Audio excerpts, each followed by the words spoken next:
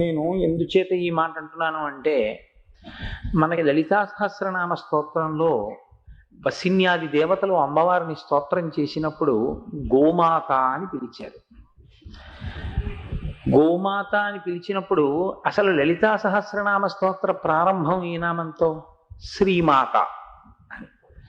ఇప్పుడు వాళ్ళు వసిన్యాది దేవతలు గోవుని పిలవట్లేదు, అమ్మవారిని పిలుస్తున్నారు. అమ్మవారి యొక్క నామావళి చెప్తున్నారు వాళ్ళు. అమ్మవారి యొక్క గుణములు ప్రకాశించినటువంటి విధానాన్ని స్తోత్రం చేస్తున్నారు. ఆవిడ ముందే చేస్తున్నారు, ఆవిడ అంగీకరించింది ఆ స్తోత్రాన్ని. మీకు నేను లలితా సహస్రనామ స్తోత్ర వ్యాఖ్యానం చేసినప్పుడు దాని యొక్క పూర్వాంగంగా ఆ విషయాన్ని వివరించి ఉన్నాను ఇక పూర్వం. కాబట్టి ఇప్పుడు వసిన్యాది దేవతలు అమ్మవారి వంక చూసి అమ్మవారిని గోమాత అన్నారు. అంటే ఆవిడ తల ఊపి అంగీకరించింది, అవును నేను గోమాతని అంది. మీరు ఒక్క విషయాన్ని కొంచెం జాగ్రత్తగా పరిశీలించండి. పశువుల యొక్క కోవలోకి వచ్చేటటువంటిది గోవు కదా. ఆవు ఒక పశువు, అమ్మవారు జగజ్జనని, ఆవిడ్ని గోమాత అని పిలిచారు. ఆవిడ అంగీకరించింది. కేవలం ఒక ఆవుని పూజించమన్నటువంటి సందర్భంలో అన్నమాట అమ్మవారే గోవుగా ఉందని వాళ్ళు అంటున్నారా? వసిన్యాది దేవతలు ఆ స్తోత్రం చేసినప్పుడు అమ్మవారు అంగీకరించి ఉన్నది కనుక ఖచ్చితంగా అమ్మవారే గోవుగా లోకంలో ఉంది. అందుకే వాళ్ళు ఉట్టి గోవు అని విడిచిపెట్టలేదు, వాళ్ళు గోమాత అన్నారు. ఇప్పుడు మీరు ఒక విషయాన్ని చాలా జాగ్రత్తగా పట్టుకునే ప్రయత్నం చేయండి. మాత అన్న శబ్దం ఎవరి పట్ల ఉపయోగింపబడుతుంది అంటే, ఎవరి పట్ల ప్రయోగిస్తామంటే, రెండు శరీరంలో ఉండేటటువంటి రెండు అంగములు ప్రత్యుత్పత్తి యందు అనగా ప్రధానంగా శిశువు యొక్క శరీర పోషణమునందు ఉపకరించగలిగినటువంటి దేహస్థితి కలిగినటువంటి ప్రాణికి మాత అని పిలుస్తాం. ఒకటి గర్భమునందు బిడ్డని ధరించగలిగినటువంటిదై ఉండాలి. రెండు పుట్టినటువంటి శిశువుకి పాలివ్వగలిగినటువంటి స్తన్యమున్నదై ఉండాలి. ఎంత గౌరవించాయంటే శాస్త్రాలు ఈ మాతృత్వాన్ని, మగవాడు భగవంతుడి దగ్గరికి వెళ్ళి నమస్కారం చేస్తే సాష్టాంగ నమస్కారం. సాష్టాంగ అంటే అష్టాంగ, అష్ట అంగ 8 భూమికి తగలాలి. అందులో వక్షస్థలం తగలాలి, కడుపు తగలాలి. ఈ రెండు తగులుతూ తల తగలాలి, ఆ తర్వాత మోకాళ్ళు తగలాలి, పాదాలు తగలాలి, శిరస్సు తగలాలి, చుబుకం కూడా తగలాలి అని ఒక చోట ఒక శాస్త్రం చెప్తారు. కళ్ళు చెవులు తగలాలి. కానీ ఆడది నమస్కారం చేస్తే పంచాంగ నమస్కారమే, సాష్టాంగ నమస్కారం ఆడవాళ్ళకి లేదు. అంటే వాళ్ళు భూమి మీద బోర్లా పడుకుని నమస్కారం చెయ్యడాన్ని శాస్త్రం అంగీకరించలేదు. ఎందుకు అంగీకరించలేదో తెలుసా? నేల మీద పడి నమస్కారం చేయడం వినయమే అయినా నేల మీద పడితే అది దూష్యం అవుతుంది. ఇప్పుడు నేను ఒక పువ్వు పట్టుకుని ఈశ్వరుడికి ఆరాధన చేద్దాం అనుకుంటుంటే ఆ పువ్వు జారి నేల మీద పడిపోయింది అనుకోండి, నేను దాన్ని కొంచెం పక్కన పెట్టవలసి ఉంటుంది, నేను పూజలో ఉపయోగించడం కుదరదు. కాబట్టి భూమికి తగలడం అనేటటువంటిది మర్యాదతో కూడి చేసే నమస్కారమే అయినా ఆడదాని విషయంలో శాస్త్రం ఎంత గౌరవంగా మాట్లాడిందంటే, ఆమె వక్షస్థలము ఆమె కడుపు నేలని తాకక్కర్లేదు అని. ఎందువల్ల అంటే ఈ లోకమంతా సృష్టి జరుగుతోందంటే ఆడదాని యొక్క శరీరంలో ఉన్న వక్షస్థలం పోషిస్తోంది, పాలిచ్చి పోషిస్తోంది తల్లి. ఆమె కడుపు ఈ సృష్టి అంతా జరగడానికి గర్భాలయమై ఆధారమై ఉంది. ఇవాళ కోటేశ్వరరావు అనబడేటటువంటి ఈ శరీరం ఉన్నది అంటే, ఇవాళ నేను ఉపన్యాసం చెప్పగలుగుతున్నాను అంటే, నన్ను మీ అందరూ గౌరవిస్తున్నారు అంటే, ఒకానొకనాడు నా తల్లి నా ఈ శరీరాన్ని కడుపులో పెట్టుకుని భరించింది 9 నెలలు. ఈ శరీరం బయటికి వచ్చినప్పుడు ఏది తిని బతకడం చేతకాని స్థితిలో మా అమ్మ తన పాలు నాకు ఇచ్చి నన్ను పెంచి పెద్ద చేసింది. ఆ 2 పనులు మా అమ్మ చేసి ఉండకపోతే కోటేశ్వరరావు అనబడేటటువంటి శరీరం లేదు. వ్యక్తిగతంగా ఇది నా విషయం అయితే సృష్టిలో ఎవరికైనా అంతే కదా, నాకు ఒక్కడికే కాదుగా సిద్ధాంతం. కాబట్టి ఇప్పుడు అసలు సృష్టి ఉన్నది అంటే ఆడదాని శరీరంలో ఉన్నటువంటి ఆ 2 అంగముల పట్ల అంత గౌరవాన్ని ప్రకటించింది సనాతన ధర్మం. అందుకే సనాతన ధర్మంతో సమానంగా నిలబడగలిగినటువంటి స్థితి, అంత పవిత్రమైన దృష్టికోణం అందరికీ ఉండదు. కాబట్టి అంత పరమ పవిత్రమైనవి కనుక, జగత్తు యొక్క సృష్టికి ఆధారభూతమైనవి కనుక, స్త్రీ యొక్క వక్షస్థలము కానీ స్త్రీ యొక్క కడుపు కానీ పరమేశ్వరునికి నమస్కారం చేసినా భూమికి తగలక్కర్లేదండి. కాబట్టి పంచాంగ నమస్కారం చేస్తే చాలు. మగవాడు కూడా పంచాంగ నమస్కారం చెయ్యొచ్చు. ఎప్పుడు చెయ్యొచ్చు అంటే, ప్రాంతం చాలా ఇరుకుగా ఉండి అక్కడ సాష్టాంగ నమస్కారం చేయడం కుదరదు అనుకుంటే మాత్రమే సాష్టాంగం చేయకుండా పంచాంగం చెయ్యొచ్చు. కానీ గురువు గారు కనపడితే మాత్రం పంచాంగం చేయడం శాస్త్రం అంగీకరించదు. గురువు గారికి ఎప్పుడూ సాష్టాంగమే. ఎందుకంటే గురువు ముగ్గురు మూర్తుల యొక్క సమిష్టి స్వరూపమై ఉంటాడు. గురుర్ బ్రహ్మ, గురుర్ విష్ణు, గురుర్దేవో మహేశ్వర, గురు సాక్షాత్ పరబ్రహ్మ, తస్మై శ్రీ గురవే నమః. గురువుకి మాత్రం ఎప్పుడూ సాష్టాంగ నమస్కారమే చెయ్యాలి. కనుక ఇంత పరమ పవిత్రంగా చూస్తుంది మాతృత్వాన్ని సనాతన ధర్మం. అమ్మవారి వంక తిరిగి వసిన్యాది దేవతలు అన్నారు, అమ్మ నువ్వు గోమాత అన్నారు. ఇప్పుడు కేవలం పశుత్వాన్ని చెప్పట్లేదు, ఒక ఆవుని చెప్పట్లేదు. మీరు జాగ్రత్తగా గమనిస్తే చాలా పెద్దపీట వేసి మాట్లాడుతున్నారు. గోస్వరూపములో ఉన్నటువంటి తల్లివి నువ్వు అన్నారు. ఎందుచేత అంటే ప్రధానమైనటువంటి కారణం, అమ్మ తన శరీరంలో ఉబికేటటువంటి పాలని కేవలం బిడ్డల పోషణ కొరకు మాత్రమే వెచ్చిస్తుంది. అలాగే ఆవు కూడా కేవలము తన బిడ్డల కొరకు మాత్రమే వెచ్చించకుండా మనుష్య జాతి కొరకు వెచ్చిస్తుంది, మన కొరకు వెచ్చిస్తుంది. ఆవు తన దూడకి సరిపడనన్ని పాలు మాత్రమే తయారు చెయ్యదు.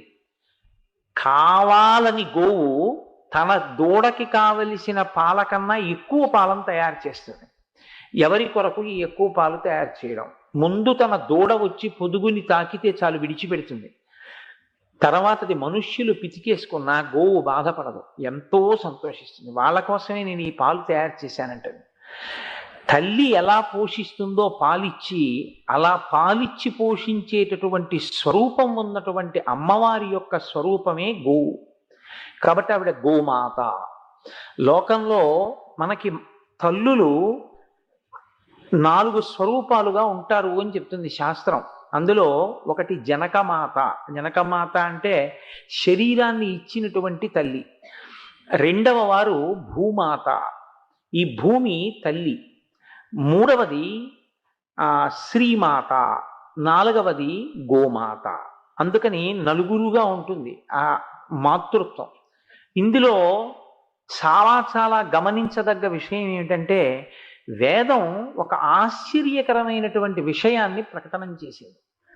మీరు ఏదైనా ఒక విషయాన్ని దానం చేశారనుకోండి, ఒక వస్తువుని దానం చేశారనుకోండి, ఒక వస్త్రద్వయాన్ని, ఒక పంచెలచా పట్టుకొట్టి దానం చేశారనుకోండి ఎవరికో, ఇదం న మమ అంటూను, చతుర్థి విభక్తి వేసి దానం చేస్తే మీరు ఒక పంచెలచాపు ఇచ్చారు అని మీ ఖాతాలో వేస్తారు. మీరు పట్టుకొచ్చి ఒక 2 పళ్ళు ఇచ్చారనుకోండి ఎవరికో, మీరు 2 పళ్ళు ఇచ్చారు అని వేస్తారు మీ ఖాతాలో. ఒక ఆవునిస్తే 1000 ఆవులు ఇచ్చారు అని ఖాతాలో వేస్తారు. ఎందుచేత అంటే వేదం గోవు విషయంలో, గోమాత విషయంలో అంత విశాల హృదయంతో మాట్లాడింది. వాడి జన్మాంతరంలో ఒక్క గోవుని కానీ వాడు దానం చేస్తే వాడు 1000 గోవులు ఇచ్చిన ఫలితం వాడి ఖాతాలో వేసేవాడు. మరి 1000 గోవులు ఇచ్చినటువంటి ఫలితం మీ ఖాతాలో వేశారనుకోండి, మరి పుచ్చుకున్న వాడి ఖాతాలో ఏం పడుతుంది? 1000 గోవులు పుచ్చుకున్న ఫలితం పడుతుందా పడదా? ఖచ్చితంగా పడిపోతుంది. పడిపోయినప్పుడు అన్ని గోవులు దానం పుచ్చేసుకున్నప్పుడు ఆయన యొక్క తేజస్సు క్షీణిస్తుంది. కాబట్టి ఇప్పుడు ఆయన ఎంత గాయత్రి చేయాలి? ఆయనకి పైన లౌకికంగా చూసినప్పుడు వచ్చినది ఒక్క గోవు, కానీ ఆయన ఆధ్యాత్మిక ఖాతాలో మాత్రం ఆయన 1000 గోవులు దానం పట్టినట్టుగా ఆయన ఖాతాలో వేస్తారు. అందుకని వేదం అంది, ఒక్క గోదానం పుచ్చుకున్నప్పుడు మాత్రం నీళ్లు విడిచిపెట్టి చతుర్థి విభక్తితో గోదానాన్ని పుచ్చుకుంటే, గోదానం పుచ్చుకున్న ఉత్తర క్షణంలో అక్కడ ఉండకుండా పక్కకి వెళ్ళిపోయి కొంతసేపు ఒక మంత్రాన్ని జపం చేయమని చెప్పింది. ఆ మంత్ర జపం చేస్తే తప్ప 1000 గోవులు పుచ్చుకున్నటువంటి స్థితి పోదు. ఆ మంత్రాన్ని జపం చేస్తే అతను ఒక్క గోవు పుచ్చుకున్నటువంటి స్థితిని అతని ఖాతాలో వేస్తారు. మీకు మాత్రం ఒక్క గోవే ఇచ్చినట్టుగా వేరు, 1000 గోవులు ఇచ్చినట్టు వేసేస్తారు. ఇది వేదం ఇంకా దేనికి వేయలేదు. ఏకాసిన సహస్రం మే కాంత్వా భూతాం ప్రతిగృహామి. ఈ మంత్రాన్ని జపం చెయ్యాలి గోవుని దానం పుచ్చుకుంటే. నా సొంతం అనుకుంటున్నారేమో, నేను వేదంలోంచి చెప్తున్నాను ఈ మాట. వేదం చెప్పింది ఈ మంత్రం చదువుకోవలసి ఉంటుంది గోదానం పుచ్చుకున్నవాడు అని. దీన్ని జపం చేస్తే చాలాసేపు ఆయన ఒక్క గోవు పుచ్చుకున్నట్టే వేస్తారు. ఆయన ఒక్క గోవే పుచ్చుకున్నాడు కదండి, కాబట్టి ఇప్పుడు మళ్ళీ నేను చేసిన దానం ఒకటికి వస్తుందా? రాదు, 1000 ఉంటుంది. ఒక్క గోవుని దానం చేస్తే ఎందుకంత శక్తి ఇచ్చారు అని అడిగారు. అడిగితే దాని గురించి ఒక ఆశ్చర్యకరమైన విషయాన్ని ప్రతిపాదన చేస్తారు. అందులో ఒక మాట అంటారు, నగోదానా తత్పరం దానం. గోదానమును మించినటువంటి దానము లోకంలో లేదు. ఎందుచేత లేదు? సా గౌ న్యాయార్జిత దత్త కృత్స్నం తారయతే కులం. న్యాయార్జితమైనటువంటి విత్తంతో అన్యాయార్జితమైనటువంటి విత్తం గోదానమునందు కలవకూడదు.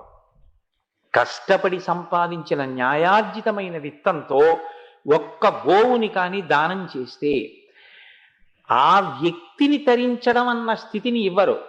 ఆ వ్యక్తి ఏ వంశంలో పుట్టాడో ఆ వంశం అంతా తరించిపోతుంది ఒక్క గోవుని దానం చేస్తే. గోదానం అంత గొప్పదిగా వేదం ప్రకటిస్తోంది. అంత గొప్ప స్థితి గోవుకి ఎందుకు ఇవ్వబడింది అంటే ఒక్కటే కారణం. గోవు చతుర్ముఖ బ్రహ్మగారి సృష్టిలోనిది కాదు. బ్రహ్మగారు అన్ని ప్రాణులను సృష్టించాడు, కానీ గోవు బ్రహ్మగారు సృష్టించినది కాదు. ఆయన తయారు చేయలేదు గోవుని. మరి ఎక్కడిది గోవు? వేదంలో దీని గురించి ఒక ప్రకరణం ఉంది గోవు గురించి. అందులో దీనికి సంబంధించిన రహస్యం చెప్తారు. ప్రజాపతి ఒకానొకప్పుడు వసువుల్ని ఆదేశించాడు. మీరు 365 రోజుల పాటు ఒక హోమాన్ని చెయ్యండి అన్నాడు. 365 రోజులు ఎడతెగనటువంటి సత్రయాగం చేశారు వాళ్ళు. ఆ సత్రయాగం చేసినప్పుడు యజ్ఞగుండంలోంచి ఆవిర్భవించింది ఒక ఆవు. అప్పుడు వచ్చినటువంటి ఆవు, దానితో పాటు వచ్చినటువంటి ఎద్దు, ఈ రెండిటి సంతతిగా తర్వాతి కాలంలో గోవులన్నీ వచ్చాయి. కాబట్టి గోవుని బ్రహ్మగారు సృష్టించలేదు. అది 365 రోజుల పాటు వసూలు చేసిన సత్రయాగ ఫలితంగా వచ్చినటువంటి ప్రాణి. ఆ గోవు యొక్క శరీరంలోకి 33 కోట్ల మంది దేవతలు ఆవాహన అయి ఉంటారు. వేదం 11 స్థానాలు చెప్పింది. ఇవి మీరు ఎప్పుడైనా సరే, ఎక్కడ ఉన్నా సరే, మీరు నిలబడి పూజనీయమైనటువంటి ప్రదేశంగా ఆరాధింపబడుతుంది. అంటే పూజనీయత అంటే మీకు నేను ఒక మాట చెప్తాను. ఇప్పుడు నా ఇల్లు ఉందనుకోండి, నా ఇంట్లోనే నేను పూజ చేసుకోవాలి అనుకుంటే ఎక్కడికి వెళ్తాను? నా ఇంట్లోనే పూజ చేసుకోవాలంటే ఎక్కడికి వెళ్ళాలి? పూజాగృహంలోకి వెళ్ళాలి. కానీ వేదం 11 స్థానాల్ని నిర్ణయం చేసింది. ఇవి ఎప్పుడూ నువ్వు పూజ చేయడానికి యోగ్యమైనవే. అవి 1 అగ్నిహోత్రం, 2 సూర్యభగవానుడు, సాక్షాత్తు అమ్మవారి స్వరూపంగా ఉండే వస్తువులలో ఉప్పు, 4 గోవు. ఇటువంటివి 11 స్థానాలు ఉన్నాయి. ఆ 11 స్థానాల్లో గోవు ఒకటి. గోవు ఎప్పుడూ పూజనీయమైంది. అది స్నానం చేసిందా, దాని ఒంటి మీద ధూళుందా, ఇవేవీ మీకు అనవసరం.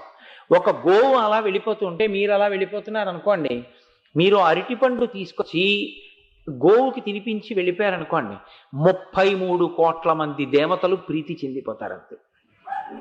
అది ఒక్క గోసేవ అయింది. ఎందుకు ఇచ్చారో తెలుసా ఆ శక్తిని? దానికి వేదం ఒక మాట చెప్పింది, ఇలా ఎందుకు ఇస్తున్నామో నీకు తెలుసా అని అడిగింది. అధికారమును బట్టి 2గా విభజనం చేస్తారు ఉపాసనని. అధికారము కలిగి ఉపాసించగలిగిన వారు, అధికారము లేక ఉపాసన చెయ్యలేక చాలా తక్కువ స్థాయిలో మాత్రమే ఉపాసన చెయ్యగలిగిన వారు.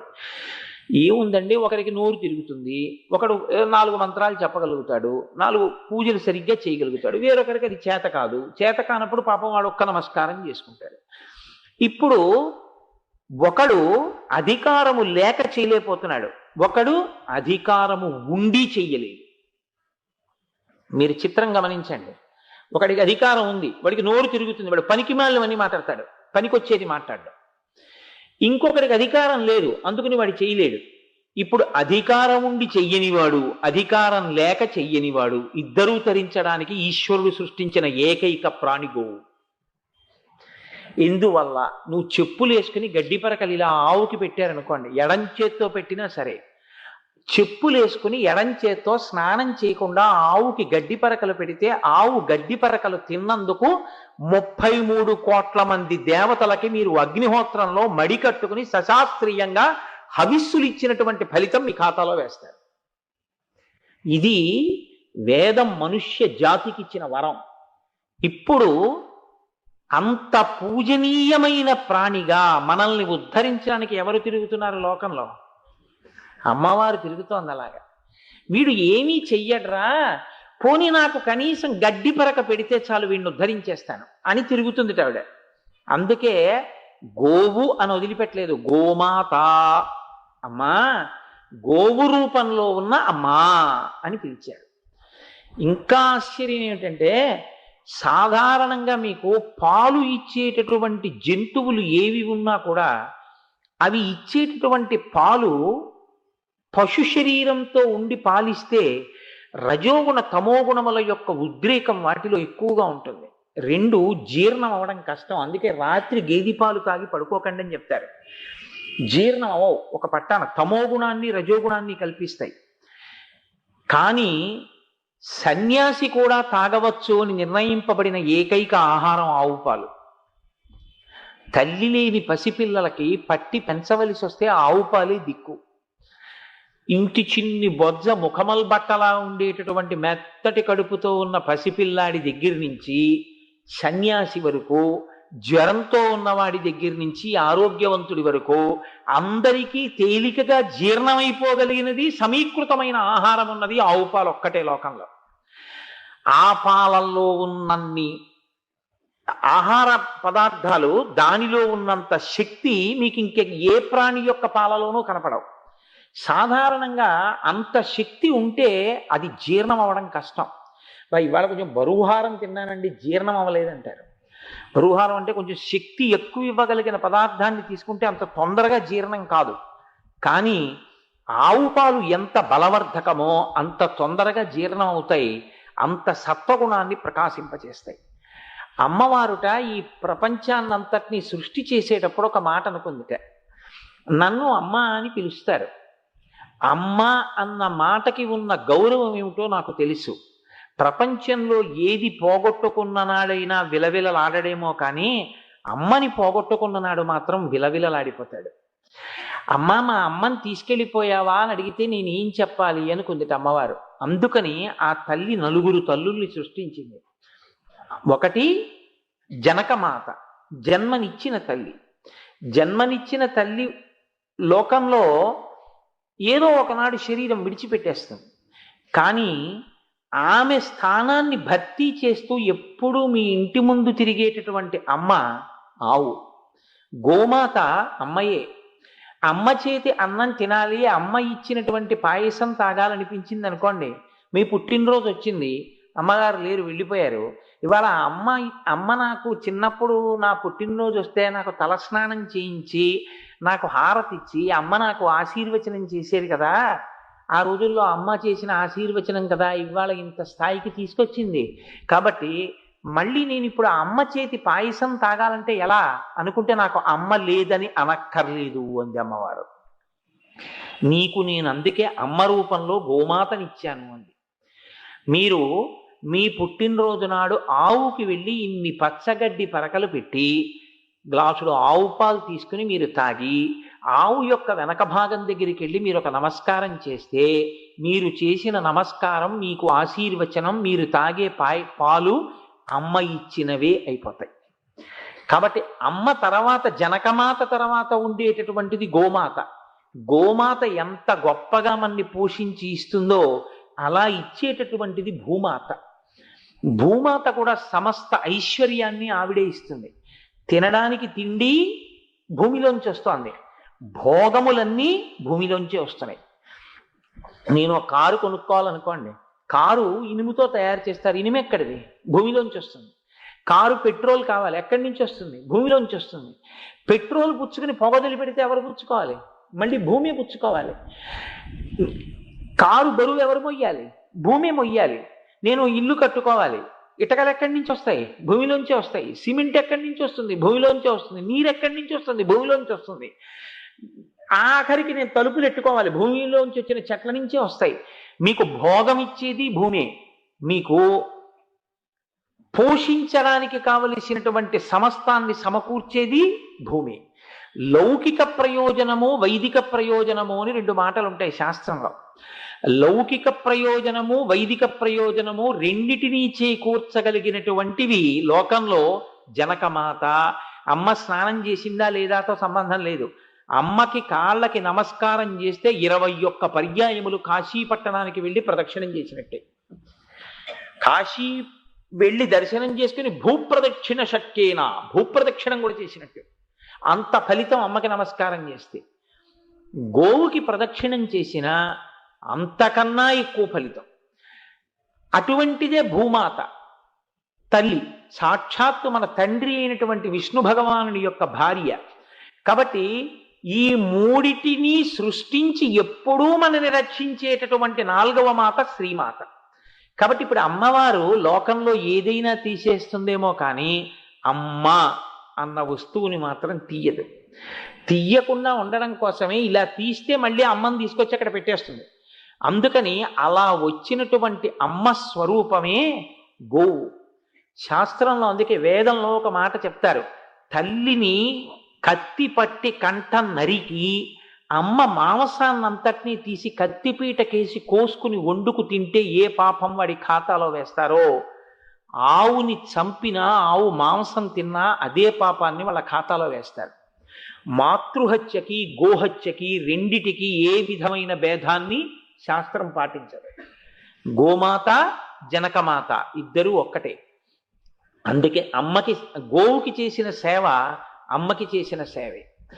మీకు చాలా చాలా ఆశ్చర్యకరమైన విషయం ఏమిటంటే, పరమజ్ఞాని అయి మనకి జ్ఞానాన్నిచ్చి ఐశ్వర్యాన్నిచ్చి సమస్తాన్నిచ్చి కాపాడేటటువంటి జగత్తునకు తండ్రి అయిన పరమశివుడు అత్యంత ప్రీతి పొందేటటువంటి అభిషేక ద్రవ్యం భస్మ.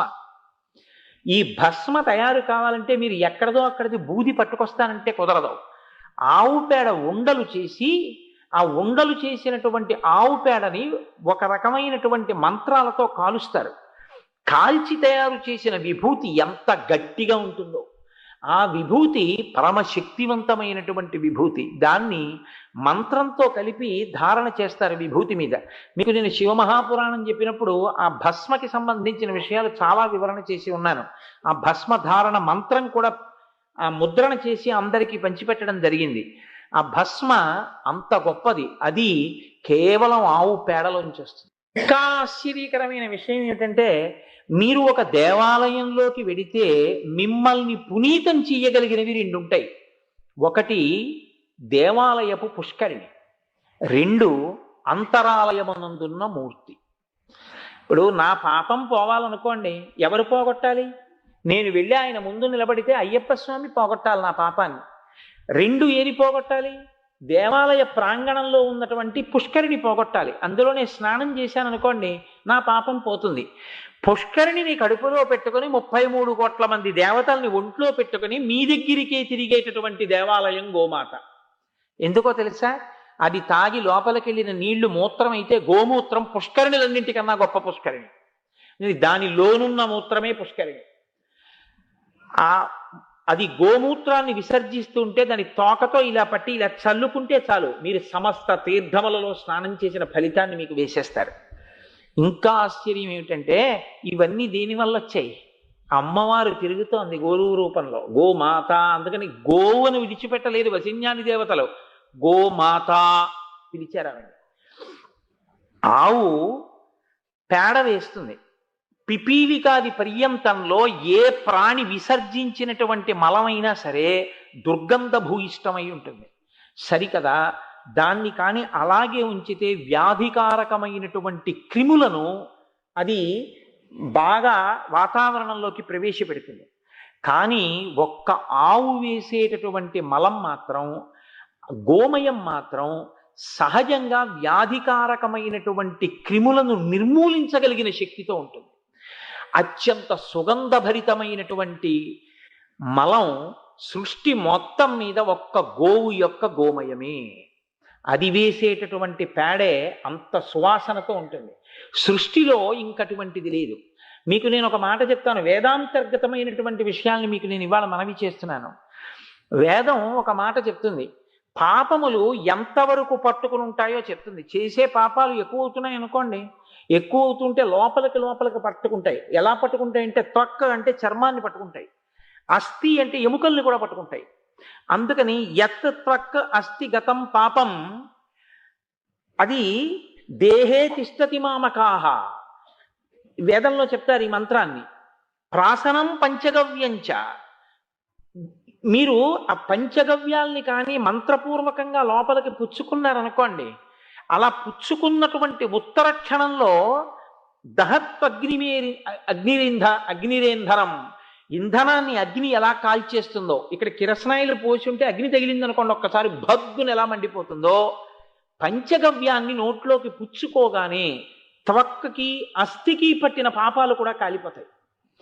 అంత శక్తి ఎవరికి ఉంది అంటే ఒక్క పంచగవ్యానికే ఉంది. పంచగవ్యం అంటే 5 ఆవులోంచే వస్తాయి. ఆవు పాలు, ఆవు పెరుగు, ఆవు నెయ్యి, ఆవు పేడ, ఆవు యొక్క మూత్రం. ఈ 5టిని ఒక గిన్నెలోకి కలుపుతారు. కలిపి పంచగవ్య ప్రాసనము అంటారు. సమంత్రకంగా దాన్ని నోట్లోకి పుచ్చుకొమ్మని చేతిలో వేస్తారు. వేసినప్పుడు ఆ పంచగవ్యాన్ని పుచ్చుకుంటే దాని వలన లోపల ఉండేటటువంటి పాపములన్నీ కూడా దహింపబడతాయి.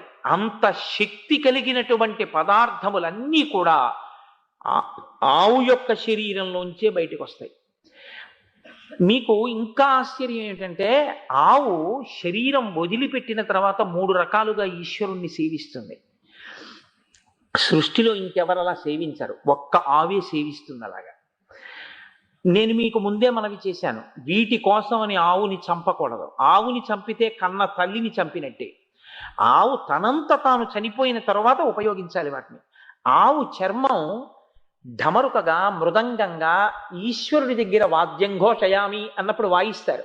ఇప్పుడు రేపు సాయంకాలం ప్రారంభం అవుతుంది. అమ్మవారు పరమ సంతోషాన్ని ఎప్పుడు పొందుతుందంటే దర్బార్ చేస్తారు. శారదా నవరాత్రుల్లో దర్బార్ చెయ్యాలి తప్పకుండా. ఎందుకంటే దర్బార్ అంటే అందులోకి అందరూ ప్రవేశించవచ్చు. అన్నీ కొంతమందికే పరిమితం చేశామనుకోండి, అప్పుడు మిగిలిన వాళ్ళు ఎలా తరిస్తారు? దర్బార్ ప్రతిరోజు ఉండాలి. దర్బార్ అంటే అందరూ వచ్చి కూర్చుంటారు. అమ్మవారి అనుగ్రహం ఎవరికి ఉందో వాళ్ళు అమ్మవారి దర్బార్లో కూర్చుంటారని గుర్తు. రాజుగారి దర్బార్లో నేను కూర్చున్నాను అంటే రాజుగారి అనుగ్రహం నాకు ఉండబట్టే కదా దర్బార్లోకి వెళ్ళాను. అమ్మవారి దర్బార్లోకి వచ్చి కూర్చున్నారంటే అమ్మవారి అనుగ్రహం ఉందని గుర్తు. పునఃపూజ అయిపోయిన తర్వాత అమ్మవారికి రాజోపచారాలు చేస్తారు. చేసినప్పుడు వాద్యం ఘోషయామి అంటారు. అంటే ఏ మృదంగమో వీణో ఏదో వాయిస్తారు. అప్పుడు ఆ మృదంగం వాయించాలి అంటే ఆ మృదంగానికి ఆవు చర్మంతో తయారు చేయబడి ఉంటుంది. ఆ చర్మం మోగుతుంది. అది ఆ ఆవు చర్మం, ఆవు వెళ్ళిపోయినా కూడా ఈశ్వరుణ్ణి సేవిస్తూనే ఉంటుంది. 2 గోరోచనం.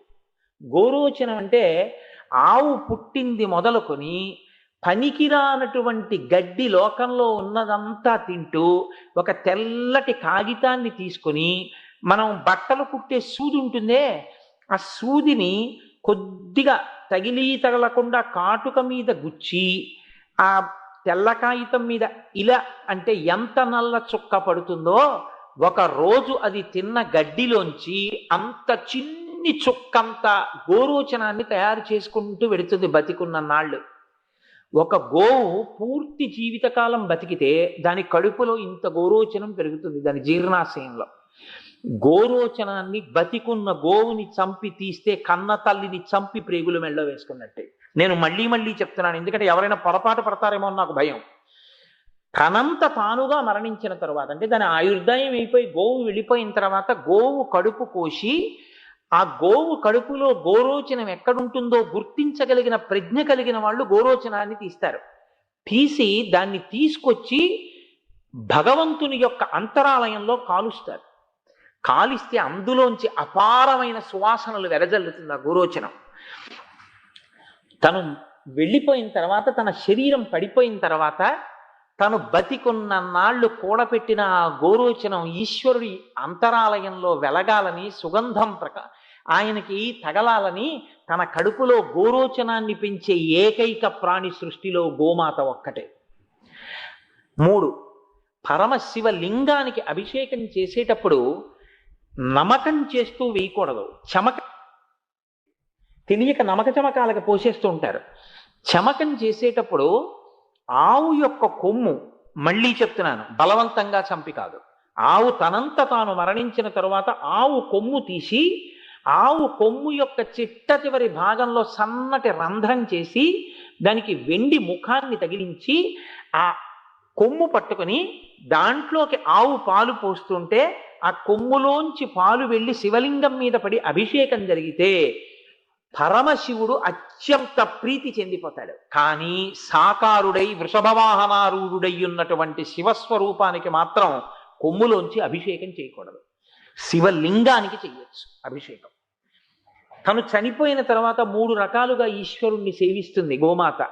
1 తన కొమ్ము చేత, 2 గోవు యొక్క గోరోచనం చేత, 3 దాని యొక్క చర్మం చేత.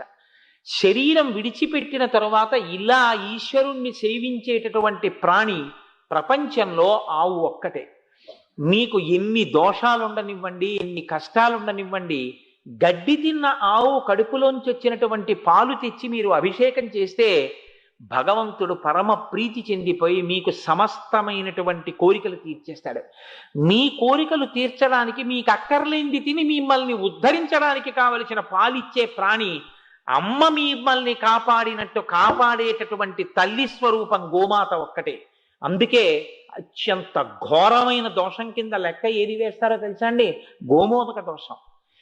తెలిసి కాని తెలియక కాని నిష్కారణంగా కాని ఆవు కనపడితే కొట్టారో వీడు గోమోదక దోషం చేసిన వాడు రానేస్తారంటే ఆవుని కొట్టాడని వేస్తారు ఆ ఖాతాలు. అదేం ఉట్టినే విడిచిపెట్టదు. ఆవుని ఎప్పుడూ కొట్టరాదు. ఎంతో అవసరమై అదిలించక తప్పకపోతే, దెబ్బ వేస్తే తప్ప కుదరదు అనుకుంటే ఎంతో లెక్క చూసి కొట్టామా కొట్టలేదా అన్నట్టుగా కొట్టబడవలసిన ప్రాణి సృష్టిలో ఆవు ఒక్కటే. మీకు నేను ఒక ఆశ్చర్యకరమైన మాట చెప్తాను, మీరు విని ఆశ్చర్యపోతారు. వేదం ఒక మాట చెప్తుంది. అసలు శరీరాన్ని విడిచిపెట్టినటువంటి పితృదేవతలు తరించడానికి అత్యంత తేలికైన మార్గం ఏమిటో తెలుసా అండి? ఆవు యొక్క గంగడు రుద్దుకోవడానికి గరుకు స్తంభాన్ని నాటించడమే. తల్లిదండ్రుల పేరు మీద తల్లిదండ్రుల పేరు చెప్పి ప్రత్యేకించి దేవాలయాలకి అనుసంధానంగా ఉండేటటువంటి గోశాలల్లోకి వెళ్ళి గరుకు స్తంభాన్ని నాటితే ఆవుకి కంఠం కింద కొంచెం దురదగా ఉంటుంది. దాని తోక వీపు వరకు అందుతుంది, ముఖం వెనక్కి తిరిగి విసిరితే ఈ పైన మూపురం వరకు అందుతుంది. కానీ దానికి కింద దురద పెడితే దానికి ఆ దురద గోక్కోవడం దానికి రాదు, తెలియదు. దానికి ఎలా గోక్కోవాలో తెలియదు. అందుకే ఆవు దగ్గరికి వెళ్ళి గంగడోలు అంటారు. ఆ మెడ కింద భాగం వేలాడుతుంటుంది. మీరు ఎప్పుడైనా నిమిరి వాసన చూసుకోండి, ఎంత సువాసన వస్తుందో, అది ఎప్పుడు స్నానం చేసిందా అనిపిస్తుంది. మీరు ఇలా అంటే ఆ గంగడోలు కింద అది వెంటనే కళ్ళిలా అరమోడ్చి ఇలా బాగా చాపుతుంది. చాపి చక్కగా ఇలా రాయించుకుంటుంది. ఆ గంగడోలు రాస్తేనే అంత తృప్తి చెందితే గరుకు స్తంభాన్ని గోశాలలో వేశారనుకోండి తల్లిదండ్రుల పేరు చెప్పి, అందున ఇవాళ మహళయ అమావాస్య, పితృదేవతలు సంతోషించే రోజు. కేవలం ఇది విన్నంత మాత్రం చేత సంతోషిస్తారు పితృదేవతలు. ఆ గరుకు స్తంభం వేస్తే గరుకు స్తంభాల దగ్గరికి వెళ్ళి ఆవులు తమ కంఠం కింద రాసుకుంటాయి. వాటికి ఎంత రాసుకోవాలనుకుంటే అంతసేపు రాసుకుంటాయి. అది రాసుకుని సంతోషిస్తే పితృదేవతల్ని నరకంలోంచి విడిపించేస్తారు. అంత శక్తివంతం గరుకు స్తంభం. పూర్వకాలంలో ఎక్కడెక్కడ గోశాలలుంటే అక్కడక్కడ ఈ రకంగా గరుకు స్తంభాలు వేస్తూ ఉండేవారు. అన్నిటికన్నా చాలా గొప్ప దీక్ష ఏమిటో తెలుసా? దీక్షా నియమాలు స్నానం చేసి శౌచంతో ఉంటాయి. ఒక్క గోసేవ చేసేటటువంటి దీక్ష మాత్రం ఏమీ అక్కర్లేదు, ఓ పావలా ఖర్చు పెట్టక్కర్లేదు. మీరు గోవు కొరకు అని సమయాన్ని వెచ్చించి ఎక్కువ కూరగాయలు ఎక్కడ తరుగుతారో అక్కడికి కానీ, అంటే ఇవాళ పూర్వం అంటే అన్నదానం చేసే సత్రవులు, ఇప్పుడైతే నేను అలా అన్నాను అనుకోకండి, హాస్టళ్ళు హోటళ్ళు అనొచ్చేమో. కాబట్టి అలాంటి చోటికి వెళ్ళి తెచ్చి ఇంత పచ్చగడ్డినో ఇన్ని కాయగూరలనో పెట్టారనుకోండి, అంతే ప్రత్యక్ష కైంకర్యం అయిపోయినట్టే అమ్మవారికి. అంత గొప్ప స్థితి కలిగినటువంటి ప్రాణి లోకంలో గోవు ఒక్కటే. గోవుకి సేవ చేస్తే వెంటనే వంశం తరించిపోతుంది. ఆ వంశంలో ఉన్న వాళ్ళందరినీ విడుదల చేస్తారు, పాపం చేసిన వాళ్ళని కూడా. అలా సేవించబడడానికి ఉపయుక్తమైనటువంటి ప్రాణి ప్రపంచంలో గోవు తప్ప వేరొకటి లేదు. అంత గొప్ప ప్రాణి గోవు. మీకు నేను ఇంకొక మాట చెప్తాను. పీఠాలకి, అంటే ఏ కంచి పీఠం లాంటిదో శృంగగిరి పీఠం లాంటిదో పెద్ద పెద్ద పీఠాలలో గోవులు గజములు రెండు ఉంటాయి, ఏనుగులు ఉంటాయి, ఆవులు ఉంటాయి. ప్రతిరోజు పీఠాధిపతి గజ పూజ చేస్తారు, గోపూజ చేస్తారు. ఈ రెండు పూజలు చేయకుండా పీఠాధిపతి ఉండరు, ప్రతిరోజు చేస్తారు పీఠంలో. ఈ రెండు చేసేటప్పుడు గోవు కన్నా పెద్ద ప్రాణి ఏనుగు, కానీ ఏనుగుకి పూజ మొదట చేయరు. మొదటి పూజ ఎవరికి అంటే ఆవుకి, గోవుకే మొదటి పూజ. గోవుకి మొదటి పూజ ఎందుకు అంటే గోవు ప్రత్యక్షంగా అమ్మవారి. అందుకని ఆ ఆవుకి పూజ చేస్తారు. ఆవుకి పూజ చేశాక ఏనుగుకి పూజ చేస్తారు. చిత్రం ఏమిటంటే కొన్ని కొన్ని ఆవులు ఎంతగా అలవాటు పడిపోయి జీవితాల్లో అంతర్భాగం అయిపోయాయి అంటే, భగవాన్ రమణుల ఆశ్రమానికి ఎవరో ఒక ఆవును తెచ్చి ఇచ్చారు, మాకెందుకు కావన్నారు. ఆ ఆవు వెళ్ళిపోయింది, అది తప్పించుకొచ్చేసింది మళ్ళీ ఆయన దగ్గరికి. ఇది మా దగ్గరే ఉంటానంటోంది, కట్టేయండి అన్నాడు. కొన్ని సంవత్సరాలు అయ్యేటప్పటికీ దానికి మహాలక్ష్మి అని పేరు పెట్టారు. దాని సంతతి ఎన్ని దూడలైపోయాయో రమణాశ్రమంలో, ఎన్ని ఆవులో ఎన్ని దూడలో. అది అందరినీ పొడుస్తోందని దాని ముక్కుకో తాడేశారు. తాడు వేస్తే దాని ముక్కులోంచి కొంచెం నెత్తురు వచ్చింది. నెత్తురు వస్తే అది అందరినీ విడిపించుకుని భగవాన్ రమణులు ఒక చోట కూర్చుని భక్తులతో మాట్లాడుతుంటే అది తిన్నగా పరిగెత్తుకుంటూ వచ్చి ఆయన దగ్గర నిలబడి తన ముక్కు చూపించింది. ఆయన పరిచారికుల్ని పిలిచన్నారు, ఏమర్రా దాని ముక్కుకి తాడేశారట, దాని ముక్కు నిప్పెట్టిందిట, చూశారా అది వచ్చి నాకు చెప్పుకుంటోంది అన్నారు. దానికి గోశాల కడదామని ముహూర్తం పెట్టి గోశాల వేస్తున్నారు. వేసి అంతా తయారు చేసి మహాలక్ష్మిని ఇందులోంచి అందులోకి పంపిద్దాం అనుకున్నారు. కట్టు విప్పేటప్పటికి అది దగ్గరికి వచ్చిన వాళ్ళని తోసేసి పరిగెత్తుకుంటూ రమణుల దగ్గరికి వచ్చింది. వస్తే ఆయన అన్నీ పట్టించుకునేవారు కాదు. వాళ్ళు పరిగెత్తుకుంటూ వెనకాల పట్టుకోవడానికి వచ్చారు ఆ మహాలక్ష్మిని. ఆయన అన్నారు, ఆగండి ఆగండి ఆగండి, ఎందుకు అలా పరిగెడతారు దాని వెంట అని. ఏమ్మా ఏమైంది అన్నారు. అది ఎంతో గారాబంగా ఆయన దగ్గరికి వచ్చి ఆయన ఒళ్ళో తల పెట్టుకుని ఆయన వంక చూసి ఏదో మూలిగింది. ఓహో, దానికి ఇల్లు కట్టారట కదా, గోశాల వేశారట కదా, దాన్ని ఇంట్లోకి ప్రవేశపెడతానంటున్నారట కదా. భగవాన్ ముందు నేనెళ్ళడం ఏమిటి, మీరు రావాలి, మీరు అడుగు పెట్టాలి, తర్వాత నేను ఎడతానంటోంది. వస్తున్నానమ్మా మహాలక్ష్మి అని ఆవుతో కలిసి ఆయన లోపలికి వెళ్ళారు. నేను యథార్థం చెప్తున్నాను, కావాలంటే మీరు సూర్యనాగమ్మ గారి లేఖలు చదవండి.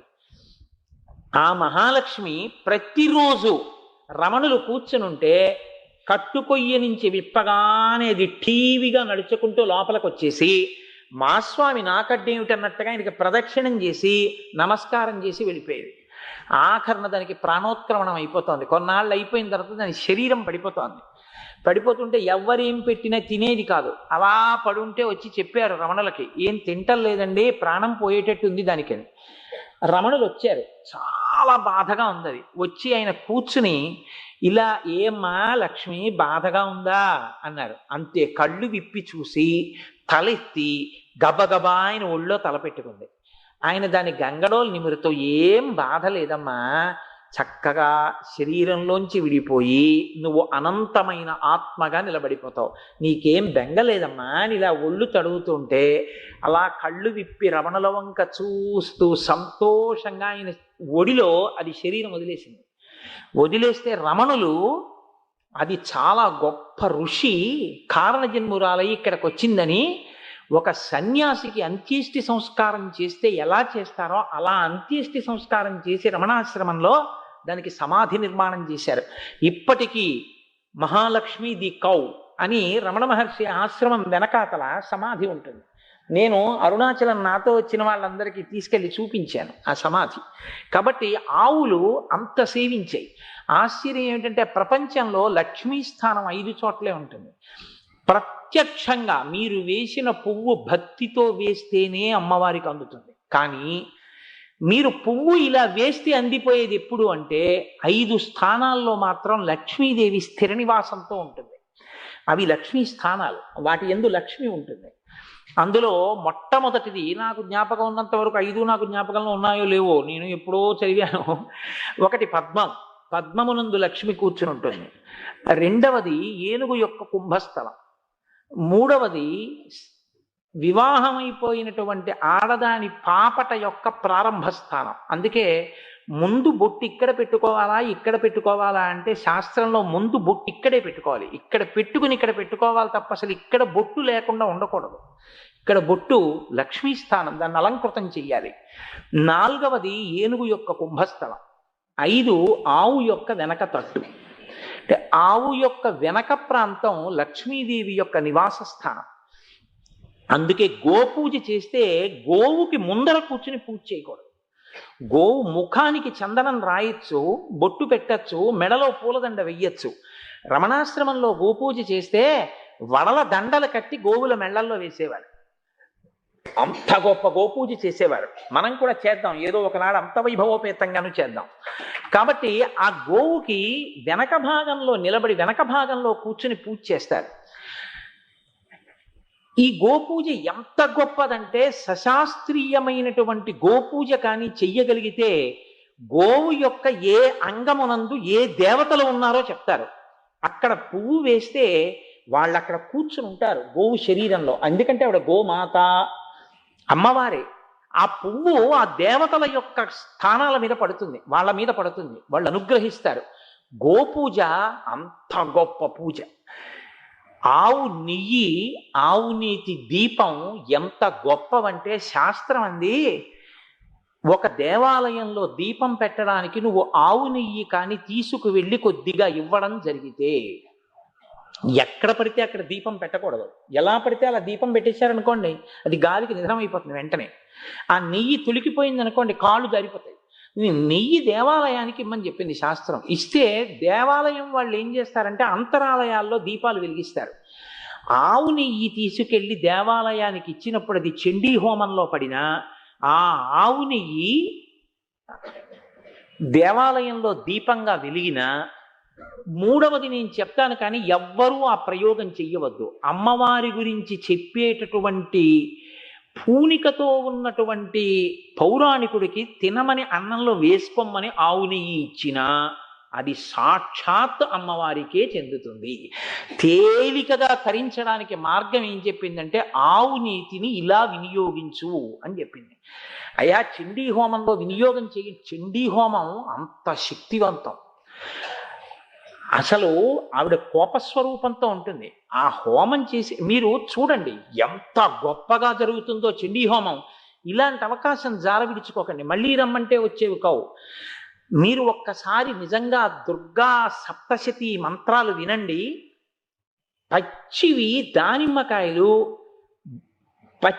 మంచి గుమ్మడి పండు, ఇలాంటివి కూడా ఒక్కొక్క మంత్రభాగం పూర్తవగానే అగ్నిహోత్రంలోకి వేసేస్తారు. కిందటి సంవత్సరం ఇక్కడ చండీ హోమం జరుగుతుంటే తెల్లబోయారు చూసిన వాళ్ళు. ఇంత పొగ రాకుండా ఇంతంత దానిమ్మ పళ్ళు వేసినా సరే అగ్నిహోత్రపు కీలలలో బూదైపోయి అలా తీసుకుంది అమ్మవారు. దానికి కారణం మీ అందరి భక్తి. ఇంత భక్తితో కూర్చుంటారు కాబట్టి అమ్మవారు అలా తీసుకుంది చండీ హోమంలో.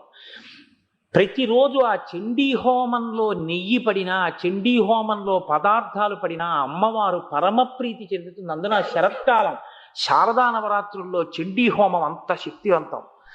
కనుక ఆవు నీతి దీపాన్ని ఇంట్లో వెలిగించు. తప్పకుండా ఆవు నీతి దీపాన్ని ఇంట్లో వెలిగిస్తే, కార్తీక మాసంలో ఆవు నీతి దీపాలు పెట్టండి అంటారు. ఎందుకు పెట్టమని చెప్తారు అన్నదానికి అసలు సైంటిఫిక్గా ఇంటర్ప్రిటేషన్ ఏముంది అన్నదాన్ని నేను ఒకసారి మా సూర్యనారాయణమూర్తి గారు వాళ్ళ ఇళ్ల దగ్గర కార్తీక మాస ప్రాశస్త్యము అని దాని గురించి ప్రసంగాలు కూడా చేశాను. ఆవు నీతి దీపం నుంచి వచ్చేటటువంటి వాసన హృద్రోగాన్ని కూడా పోగొడుతుంది. అంత శక్తివంతం, వాతావరణంలోకి వేడిక్కిస్తుంది. అంత గొప్ప శక్తి ఆవు నీతి ఎందుంది. ఆవు నెయ్యి శివలింగం మీద పడడం అంటే, భారతదేశంలో దక్షిణ భారతదేశంలో త్రిశూర్ అని ఒక క్షేత్రం ఉంది కేరళ రాష్ట్రంలో. అక్కడే భజన అంటారు. భజన అంటే భజన చేయడం కాదు, కొన్నాళ్ల పాటు నియమంగా సంతానం లేనటువంటి దంపతులు ఆ దేవాలయంలో ఈశ్వరుడికి సేవ చేస్తూ పడుకుంటారు. పడుకుని నిద్రపోతే వాళ్ళకి ఈశ్వరానుగ్రహంతో బిడ్డలు కలుగుతారు అని. అటువంటి గొప్ప త్రిశూర్ దేవాలయంలో కొన్ని వందల సంవత్సరాల నుంచి ఆవు నేతితో శివలింగానికి అభిషేకం జరుగుతుంది. మీరు పట్టికెడితే వాళ్ళు తీసుకోరు. అది మడి కట్టుకుని అత్యంత నియమనిష్టలతో ఆలయానికి సంబంధించినటువంటి వారే ఆవు నీతిని తయారు చేస్తారు. ఆవు నీతిని ఈశ్వరుడి కోసం తయారు చేయడం అంత గొప్ప దీక్ష. వాళ్ళు తయారు చేస్తే మీరు ద్రవ్యం ఇచ్చేస్తే మిమ్మల్ని ముట్టుకొనివ్వరు. వాళ్ళు మీ పేరు మీద పట్టుకెళ్ళి గుళ్ళోకి ఇస్తారు. గుళ్ళో మీ పేరు మీద అభిషేకం చేస్తారు. 200-300 సంవత్సరాల క్రితం అభిషేకం చేసినటువంటి నెయ్యి గడ్డలు కట్టేసి హిమాలయ పర్వతాల్లో మంచు ఎలా ఉంటుందో అలా ఉంటుంది శివలింగం మీద. మీకు ఆశ్చర్యం చెప్పమంటారా? ఇక్కడి నుంచి మీరు చూస్తే శివలింగం అదిగో ఆ మంటపానికి ఉన్న స్తంభం అంత లోపలకు ఉంటుంది. ఈ లోపల వరకు అన్ని దీపాలు పెట్టుంటాయి. శివలింగం చుట్టూ దీపాలు ఉంటాయి. ఎంత వేడిగానూ ఉంటుంది గుళ్ళో, కానీ ఇంత నెయ్యి కూడా కరగదు శివలింగం మీద. అలాగే గడ్డలు కట్టి ఉంటుంది. ఆ శివలింగం మీద ఎవరికన్నా నెయ్యి ప్రసాదం ఇవ్వాలి అనుకుంటే అర్చకులు తమలపాకుతో తీసి పట్టుకొస్తారు. పట్టుకొచ్చి చేతిలో పెట్టగానే కరిగిపోతుంది నెయ్యి కింద. ఆయుర్వేద వైద్యులు ప్రాణాంతకమైన వ్యాధులకి నిర్మూలనం చెయ్యవలసి వస్తే అందులో వాడవలసినటువంటి నీతిని త్రిశూర్ దేవస్థానం నుంచి తీసుకొస్తారు. అది కూడా ఎప్పుడు పడితే అప్పుడు ఇవ్వరు.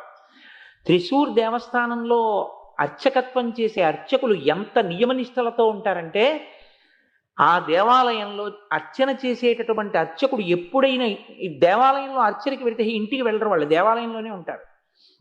ఎప్పుడైనా ఇంటికి వెడితే మహారాజు అంతఃపురంలోంచి వ్యాహ్యాలికి బయటికి వస్తే ఎలా ఉంటుందో అంతటి ఉత్సవం కింద పెడతారు. అక్కడ ఏనుగుల పందాలు కూడా పెడతారు. ఎప్పుడైనా వెళ్ళండి త్రిశూర్, వెళ్ళి చూడండి నిజంగా ఆ వైభవం ఏమిటో, ఆ క్షేత్రం ఏమిటో. అక్కడ ఆర్యాంబ శివగురువు భజన చేస్తేనే మహానుభావుడు మన స్వామి జగద్గురువు శంకర భగవత్పాద స్వామి పుట్టారు అక్కడ. కాబట్టి అంత గొప్ప క్షేత్రం త్రిశూర్. నేను ఎంతని చెప్పను ఆవు గురించి, ఎంత చెప్పినా నా చిన్నతనంలో ఆవు గురించి వ్యాసం రాయమంటే ఏదో ఇంటి దగ్గర 10 వాక్యాలు చదువుకునే వాళ్ళం. ఇప్పుడు గోవు అంటే గోమాత అంటే అబ్బో ఏమి తల్లి ఆ గోమాత అని ఎంత పొంగిపోతుంటామో. కాబట్టి ఇంత గొప్ప పూజ గోపూజ. అయితే నేను గోవుకి సంబంధించినటువంటి కొన్ని విశేషాలు మీతో విజ్ఞాపన చేసి ఉన్నాను. ఇప్పుడు నేను మీకు ఒక ముఖ్యమైన విషయం చెప్తాను. భారతీయ వాంగ్మయంలో గోవుకి ఎంత దగ్గర సంబంధం ఉందో తెలుసా అండి? అసలు గోవుతో సంబంధం లేకుండా మీకు ఏమీ లేదు. నేను ఈ మాట అన్నాను కాబట్టి మీతో ఒక విషయం ముచ్చటిస్తాను. రఘువంశము అని కాళిదాసకృత కావ్యం ఒకటి ఉంది. ఆ రఘువంశంలో రఘువంశం కాదు, అది ఇక్ష్వాకు వంశం. ఇక్ష్వాకు వంశంలో దిలీపుడికి సంతానం కలగలేదు. భార్య సుదక్షిణాదేవి చాలా మహాపతివ్రత. సంతానం కలగలేదని బెంగ పెట్టుకున్నటువంటి దిలీపుడు గురువు అయినటువంటి వశిష్ఠుడి దగ్గరికి వెళ్ళాడు. నిజంగా రఘువంశం చదవాలి మీరు ఒకసారి, చదివితే ఆశ్చర్యపోతారు ఇలా ఉంటుందా గురుభక్తి అంటే అని. చాలా తక్కువ పరివారంతో పెడతాడు. గురువుగారి దగ్గరికి వెడుతున్నానని. తండ్రి మీ కోడలు అంటాడు. గురువుగారు అండవు. తండ్రి లాంటివాడు గురువు, కొడుకు లాంటివాడు శిష్యుడు. కాబట్టి తన భార్య కోడలు. అందుకని తండ్రి మీ కోడలు ఇప్పటి వరకు సంతానాన్ని కనలేదు, రాజ్యానికి ఉత్తరాధికారి లేడు. నేను పితృకార్యం చేసి తల్లిదండ్రులకు తద్దినం పెట్టి ఆ పిడచ పెట్టినప్పుడు వాళ్ళు కందుల నీరు పెట్టుకుని వణుకుతున్న చేతులతో దాన్ని స్వీకరిస్తున్నారు. ఇక నీ తర్వాత మాకిలా తద్దినం పెట్టేవాడు లేడు మన వంశంలో, మన వంశం పూర్తయిపోతోందని పితృదేవతలు ఏడుస్తూ తింటున్నారు తద్దినంలో. కాబట్టి నాకు పుత్ర సంతానాన్ని ఎందుచేత పొందలేకపోతున్నానో మీరు నాకు దాని నివారణ మార్గాన్ని ఉపదేశం చెయ్యండి అని అడిగాడు. వశిష్ఠుడు ప్రీతి చెంది, గురువు ప్రీతి చెందడానికి వినయం ఒక్కటే కారణం. ఆయన కన్నులు మూసుకుని అంతర్ముఖుడై ఉత్తర క్షణంలో చెప్తాడు, నువ్వు ఒకనాడు దేవేంద్రుణ్ణి కలుసుకుని ఇంటికి తిరిగి వచ్చేస్తున్నావు. ఒక ధర్మాన్ని పాటించడం కోసమని గబగబా వస్తున్నావు. ఆ సమయంలో నీ మనస్సులో సుదక్షిణాదేవి కదులుతోంది. నువ్వు ఇంటికి వస్తున్నప్పుడు అక్కడే కామధేనువు పడుకునుంది. అక్కడే పడుకుని ఉన్న కామధేనువుని నువ్వు చూడలేదు, రథం దిగలేదు, నమస్కరించలేదు. నువ్వు వెళ్ళిపోయావు. కామధేనువు చూసి నన్ను చూసి కూడా నమస్కరించకుండా వెళ్ళిపోతున్నావు కనుక నీకు సంతానము నా బిడ్డల్ని సేవించే వరకు కలగకుండుగాక అని శపించింది. ఈ మాట నీకు కానీ నీ సారథికి కానీ వినపడలేదు. కారణం ఏమిటంటే అదే సమయంలో ఆకాశగంగలో స్నానం చేసిన ఒక మదగజం ఒకటి తొండం ఎత్తి ఘీంకరించింది. ఆ చప్పుల్లో నీకు ఈ మాట వినపడలేదు. నీకిప్పుడు ఈ దోషం పోవాలంటే ఆ కామధేనువు యొక్క దూడని సేవించాలి. ప్రస్తుతం కామధేనువు వరుణుడు చేస్తున్న ఒక యాగం కోసమని పాతాళలోకంలో ఉంది. దాని దూడ శబళ నా దగ్గర ఉందన్నాడు. ఈ మాట అన్నాడో లేదో వశిష్ఠుడు ఆ ధేనువు అక్కడికి వచ్చింది. ఇదిగో చూసావుటాయ్, ఎప్పుడైతే అనుకోకుండా ఆవు వచ్చిందో అప్పుడే పని జరిగిపోతుందని గుర్తు. అమ్మవారి అనుగ్రహం పొందావని గుర్తు. గురువు అనుగ్రహం అమ్మవారి అనుగ్రహానికి కారణం. కాబట్టి ఈ శబళని సేవించు అని ఆయన అన్నాడు. ప్రతిరోజు ఉదయం లేవగానే దీన్ని నువ్వు అడవికి తోలుకెళ్ళు. నీ భార్య దీనికి స్నానం చేయించి పసుపు రాసి బొట్టు పెట్టి పూలదండ వేసి నమస్కారం చేస్తుంది. మీ ఇద్దరూ అది ఆవుని అరణ్యం మొదలు వరకు నీ భార్య వస్తుంది, తర్వాత వెనక్కి వస్తుంది, నువ్వు అడవిలోకి ఆవుతో పాటు వెళ్ళు అన్నాడు. ఏమి కాళిదాసకృత రఘువంశం అండి! ఆవిడ సుదక్షిణాదేవి నడుస్తుంటే కాళిదాస్ అంటారు, శృతేరివార్థం స్మృతిరన్వగచ్చత్ అంటారు. వేదమును స్మృతి ఎలా అనుసరిస్తుందో ఆవుని అలా అనుసరించారు అంటారు. అలా అనుసరించి వెళ్ళి ఆ ఆవు యొక్క దూడని నందినీ ధేనువుని సేవిస్తున్నాడు. 22వ రోజున ఆవిడ ఒక చిత్రమైన పరీక్ష పెట్టింది. ఈ ఆవు ఒక గుహలోకి వెళ్ళింది. దిలీపుడు బయట కూర్చున్నాడు. లోపల నుంచి పెద్ద అంబారావం చేసింది నందినీ ధేనువు. ఆవు అరిచేటటువంటి అరుపు గురించి వేదం ఏం చెప్తుందో తెలుసా అండి? ఆవు ఒక్కటే కంఠంలోంచి అరవదు. ఆవు అరిస్తే ఇక్కడి నుంచి అరుస్తుంది. అందుకే మీరు ఎప్పుడైనా దూడ కనపడకపోతే ఆవులు అరుస్తున్నప్పుడు చూడండి, చాలా బాధగా ఉంటుంది చూడడానికి. అదే పని మా అపార్ట్మెంట్ చుట్టూ అలాగే తిరుగుతుంటాయి. కాబట్టి అంబా అరుస్తుంటుంది. ఆ అంబా అన్నప్పుడు చూడండి డొక్కల్లోంచి కదులుతుంది. లోపల నుంచి అది బతికున్నంత కాలం అనే మాట ఒక్కటే. కష్టం అవనివ్వండి, సుఖం అవనివ్వండి, బాధ అవనివ్వండి, ఏదవనివ్వండి, అంబా అంబా అంబా అంటుంది. అంబా అంటే అమ్మా జగన్మాత, ఆవిడ్నే పిలుస్తూ ఉంటుంది ఆవు తప్ప దానికి ఇంకొక మాట తెలియదు అసలు దాని జీవితంలో. అంబా అంబాశాం భవిచంద్రమౌళిరబలా పర్ణా ఉమా పార్వతి అంటాం కదా, ఆ అంబారవం చేస్తుంది ఆవు. అందుకే వేదంలో కొన్ని మంత్రాలు ఉన్నాయి. ఆ మంత్రాలతో ఏమని పిలుస్తారంటే, ఎప్పుడు నిరంతర అంబారావములతో ఆవులు మా ఇంటి ముందు వర్ధిల్లుగాక అని అడుగుతారు. కాబట్టి ఆ అంబారావం వినపడింది లోపల నుంచి. అరేరే నందినికి ఏదో బాధ కలిగిందని చెప్పి దిలీపుడు గబగబా లోపలికి వెళ్ళాడు. వెడితే ఒక సింహం దాని మెడ మీద కూర్చుని కురికేస్తోంది, నెత్తురు కారుతోంది, నందిని బాధపడుతోంది. ఆయన వెంటనే దిలీపుడు చేత్తో ధనస్సు పట్టుకుని బాణం తీద్దామని చెయ్యిలా పెట్టాడు. స్తంభించిపోయింది చెయ్యి. ఆయన ఆశ్చర్యపోయాడు, ఇంత పరాక్రమం ఉన్నవాడిని ఒక బాణం వెయ్యలేకపోతున్నాను ఏమిటండి. ఆ సింహం అంది, ఇది పార్వతీదేవి పెంచుకున్నటువంటి అపురూపమైన మనం. ఇక్కడ ఉన్నటువంటి ఒక దేవదారు చెట్టు దగ్గరికి ఒకనాడు ఒక ఏనుగు వచ్చి తన ఒంటి దురద పోగొట్టుకోవడం కోసమని తన కండూతి తీర్చుకోవడానికి రాసుకుంది ఒంటిని. దానికి ఉన్న బెరడు ఊడిపోయింది. కన్న కొడుక్కి దెబ్బ తగిలితే బాధపడినంత బాధపడింది పార్వతీదేవి. ఆనాడు పరమశివుడు అన్నాడు, నేను ఆయన పక్కన ఉండే కింకరుణ్ణి, నాకు ఆదేశం ఇచ్చాడు, నువ్వు ఇక్కడ సింహం రూపంలో ఉండు, ఎవరైనా ఈ చెట్ల జోలికి వస్తే నువ్వు తినే, అది నీకు ఆహారం అన్నాడు. నేను ఇవాళ ఆకలితో ఉన్నాను, ఈ ఆవు దొరికింది, తింటున్నాను. శివాజ్ఞ కనుక ఈ ఆవుని నేను తింటున్నప్పుడు నీ క్షాత్రం రక్షించలేదు కాబట్టి నేను తినేస్తానండి. ఆయన అన్నాడు, శివాజ్ఞని ధిక్కరించడం ఎవ్వరి వల్ల కాదు, కానీ ఇది నా గురువు గారి సొత్తు, ఈ నందినీ ధేనువు. నా గురువు నేను రక్షిస్తానన్న నమ్మకంతో నాకు అప్పచెప్పారు.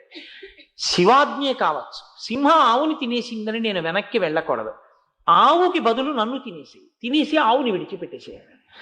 అంటే ఆ సింహం అంది, నువ్వు ప్రభువువి, నువ్వు తలుచుకుంటే ధేనువుని సింహం తినేసిందని చెప్పి 1,000 ఆవులు మీ గురువు గారికి ఇవ్వచ్చు, అంతేకాని నువ్వు నీ శరీరం పోగొట్టుకోవడం ఎందుకు? పిచ్చివాడా, అమాయకత్వంతో మాట్లాడుతున్నావు, నేను ఈ ధేనువుని తింటానని. అంటే ఆయన అన్నాడు, అన్నిటికన్నా ప్రపంచంలో చాలా గొప్ప విషయం ఇది అంటే గురువుని సేవించడమే. నువ్వు నీ ప్రభువు మాటకి కట్టుబడి ఇక్కడికి వచ్చిన సింహాన్ని ఇక్కడికి వచ్చిన ఆవుని తింటున్నావు. నేను నా గురువు గారి మాటకి కట్టుబడి ఈ ఆవుని రక్షించాలి. గురువు మాటకి కట్టుబడి నేను నా ప్రాణం వదిలితే పరమశివుడు కూడా సంతోషిస్తాడు. కాబట్టి నువ్వు నన్ను తినేయి, ఆవును వదిలేయి అంది. అంటే సింహం అంది, సరే విడిచిపెడతాను, నిన్ను తింటానన్న ఆవును వదిలింది. ఆయన వెంటనే నేల మీద సింహం తినేయడానికి వీలుగా కూర్చున్నాడు తల వంచి. కానీ సింహం ఎంతకీ దూకట్లేదు. ఇలా చూశాడు కన్నులెత్తి.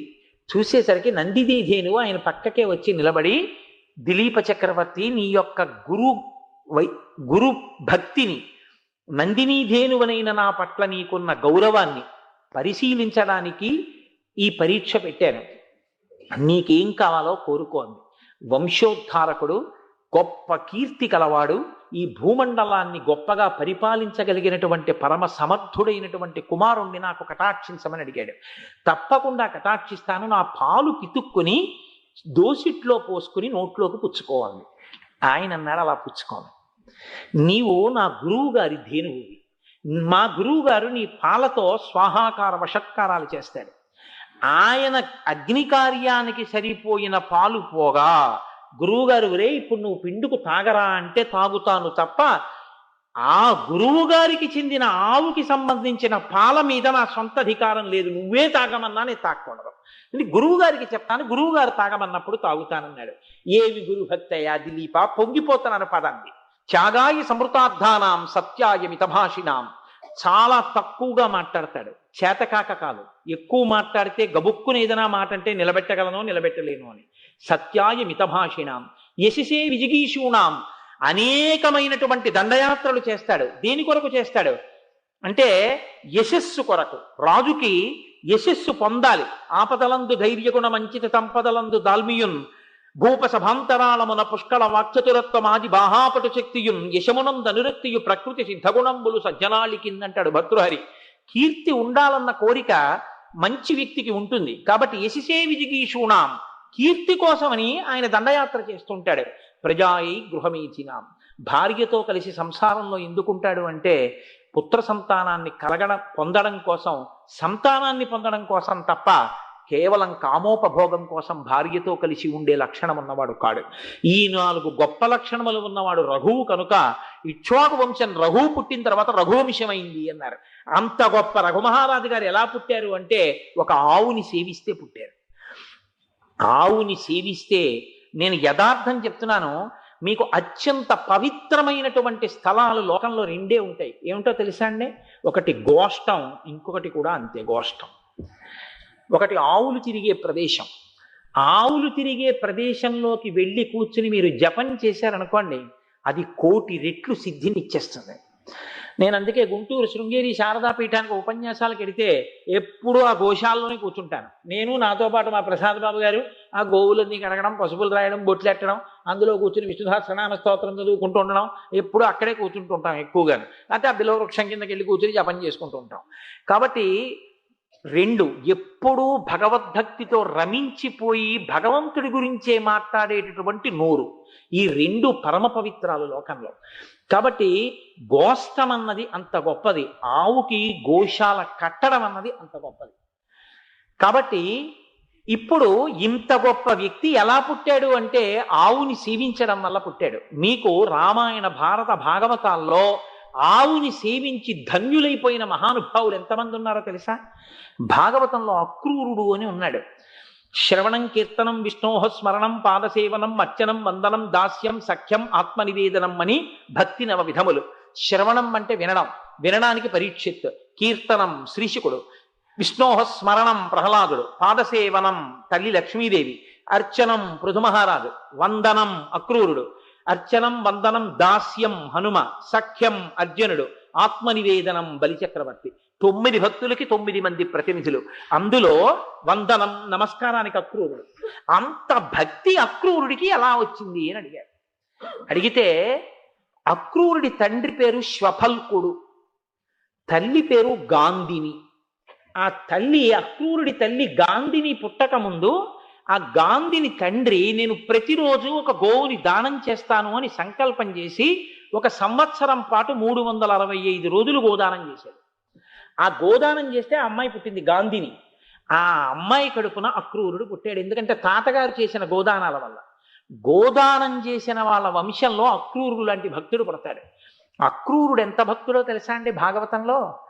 అక్రూరుడు కృష్ణుణ్ణి తీసుకురమ్మని పంపిస్తే ఎవరిని పంపించినా రాడేమోనని అక్రూరుడు మహాభక్తుడు కనుక ఈయన పిలిస్తే వస్తాడని అక్రూరుడిని పంపించాడు కంసుడు. నందవ్రజానికి వెళ్ళి తీసుకురా అని అంటే అక్రూరుడు వెళ్ళాడు. వెడుతూ అన్నాడు, శూరులు తొల్లియే విభుని శోభిత పాదనక ప్రభామళించేది భవాంధకారముల చిక్కక ఉందురు వట్టి దేవునిన్ వైరముతోటనైన గెలువన్నను పంపి శుభంబు చేసే నిష్కారణమైన ప్రేమ ఇది కంసుని పోలు సఖుండు కల్గునే అన్నాడు. ప్రపంచంలో ఎంతటి మహాభక్తులు ఎంతటి జ్ఞానులైనా సరే ఏ పరమాత్మ యొక్క పాదములకు ఉన్నటువంటి ఒక వేలి గోటి కాంతి చూసి తరించిపోతారో అటువంటి కృష్ణ పరమాత్మ యొక్క కాలి గోటి కాంతి చూసి పొంగిపోయే అదృష్టం నాకు కలిగింది. ఆ కృష్ణుణ్ణి తీసుకుని రమ్మని నన్ను పంపించాడు. ఏమి భాగ్యం ఏమి భాగ్యం అంటూ వెళ్ళాడు నందవ్రజానికి. తీరా నందవ్రజంలోకి వెళ్ళి రథం మీద వెళ్ళిపోతున్నాడు. వెళ్ళిపోతూ ఇంకా కొంచెం సేపట్లో నేను కృష్ణుణ్ణి చూస్తాను, గోధూళి వేళ అయిందన్నాడు. మీకు జ్యోతిషంలో లగ్నము అని ఒకటి ఉంటుంది. ఆ లగ్నాన్ని నిర్ణయం చేస్తారు. అందులో గోధూళి లగ్నము అని లగ్నం ఇంకా ఏ జంతువుకి లేదది. సాయంకాలం వేళ ఆవులు మేత మేసి ఇంటికి తిరిగి వచ్చేటప్పుడు దాని డెక్కలకి పట్టిన దుమ్ము పైకి రేగినప్పుడు వచ్చేటటువంటి ధూళితో కూడుకున్నటువంటి వాతావరణము కలిగినటువంటి సమయమునకు గోధూళి వేళ అని పేరు. అదొక లగ్నం, గోధూళి లగ్నం అని. మీకు ఆశ్చర్యమైన విషయం చెప్పనా? ప్రపంచంలో కల్లా అత్యంత గొప్పదైన స్నానం ఏది అంటే గోవుల యొక్క డెక్కల నుంచి పైకి రేగిన దుమ్ము ఒంటి మీద పడ్డం. కృష్ణ పరమాత్మ అంత తన జన్మ అంత బాలకృష్ణుడిగా ఉన్నప్పుడు ఆవుల ధూళే ఒంటి నిండా పడుండేది. పెద్ద అయ్యాక గుర్రాల ధూళి హయరింకాముక ధూళి దూసర పరిజ్ఞస్థాల కోపేతమై రయజాత శ్రమతో బిందుయుతమై రంజిల్లు నెమ్మోముతో జయముంపర్ధునకిచ్చు వెట్కనని నా శస్త్రాహుతించాల నొచ్చియో బోరించు మహానుభావు మదిలో చింతింతున శ్రాంతమున్నంటాడు భీష్ముడు అపశయ్య మీద పడుకుని. అందుకని ఎప్పుడూ గోధూళితో ఉండేవాడు కృష్ణుడు. కృష్ణకర్ణామృతంలో లీలాశుకుడు అసలు పొంగిపోయాడు. గోధూళి ధూసరిత కోమల గోపవేషం గోపాల బాలక శతై అనుగమ్యమాలం సాయంతనే ప్రతిగృహం పశుబంధనార్థం గచ్చంతమచ్యుత శిశుం ప్రణతోస్మి నిత్యం అన్నాడు రెండు చేతులు ఎత్తి. గోధూళి ధూసరిత కోమల గోపవేషం. చిన్ని కృష్ణుడు, అమ్మ వేసిన కొప్పు, దానికో ముత్యాల సరాలు, అడవిలో కనపడిన పూలతీగ తీసి మెళ్ళో వేసేసుకునేవాడు.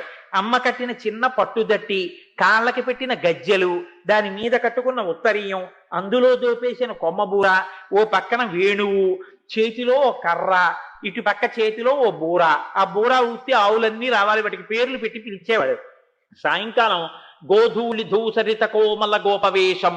ఆవులన్నింటి వెనకాల ఇంత చిన్ని కృష్ణుడు ఆవు వెనకాల వెడుతుంటే ఆవు కాలి మడమ దగ్గరికి వచ్చేవాడు.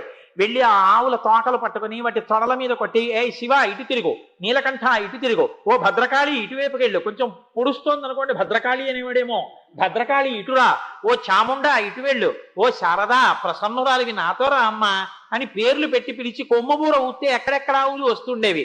ఆ ఆవుల ధూళంతా ఒంటి మీద పడిపోయేదిట.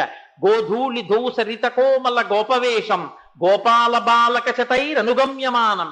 ఈ పిల్లలందరికీ సంతోషం ఏంటంటే ఆ చిన్ని కృష్ణుడు ఆడుతుంటే ఆయనతో ఆడతారు వాళ్ళు. అందుకని ఆ చిన్ని కృష్ణుడి వెనకాల వెళ్ళిపోతుండేవారు. ఆ గోపాల బాలక శతైరనుగమ్యమానం గచ్చంతమచ్యుత శిశుం సాయంతనే ప్రతిగృహం పశుబంధనార్థం. పశువులుగా ఉన్నటువంటి మనుష్యుల యొక్క పాశములు విడిపించి మోక్షం ఇవ్వగలిగినటువంటి పరాత్పరుడైనటువంటి కృష్ణ పరమాత్మ సాయంకాలం వేళ ఇళ్లల్లోకి వెళ్ళి ఆవులకి పలుపులు కడుతుండేవాడు. ఆ గోపకాంతలు చిన్ని కృష్ణుడు వంగి కడుతుంటే, ఆవును లాక్కొస్తుంటే, ఆ ఉరప్పంజరం పైకొస్తే, ఆ ఎముకలు కనపడుతుంటే, చెమట పట్టేస్తే వాళ్ళకి సరదా ఆ కృష్ణుడిని చూడడం.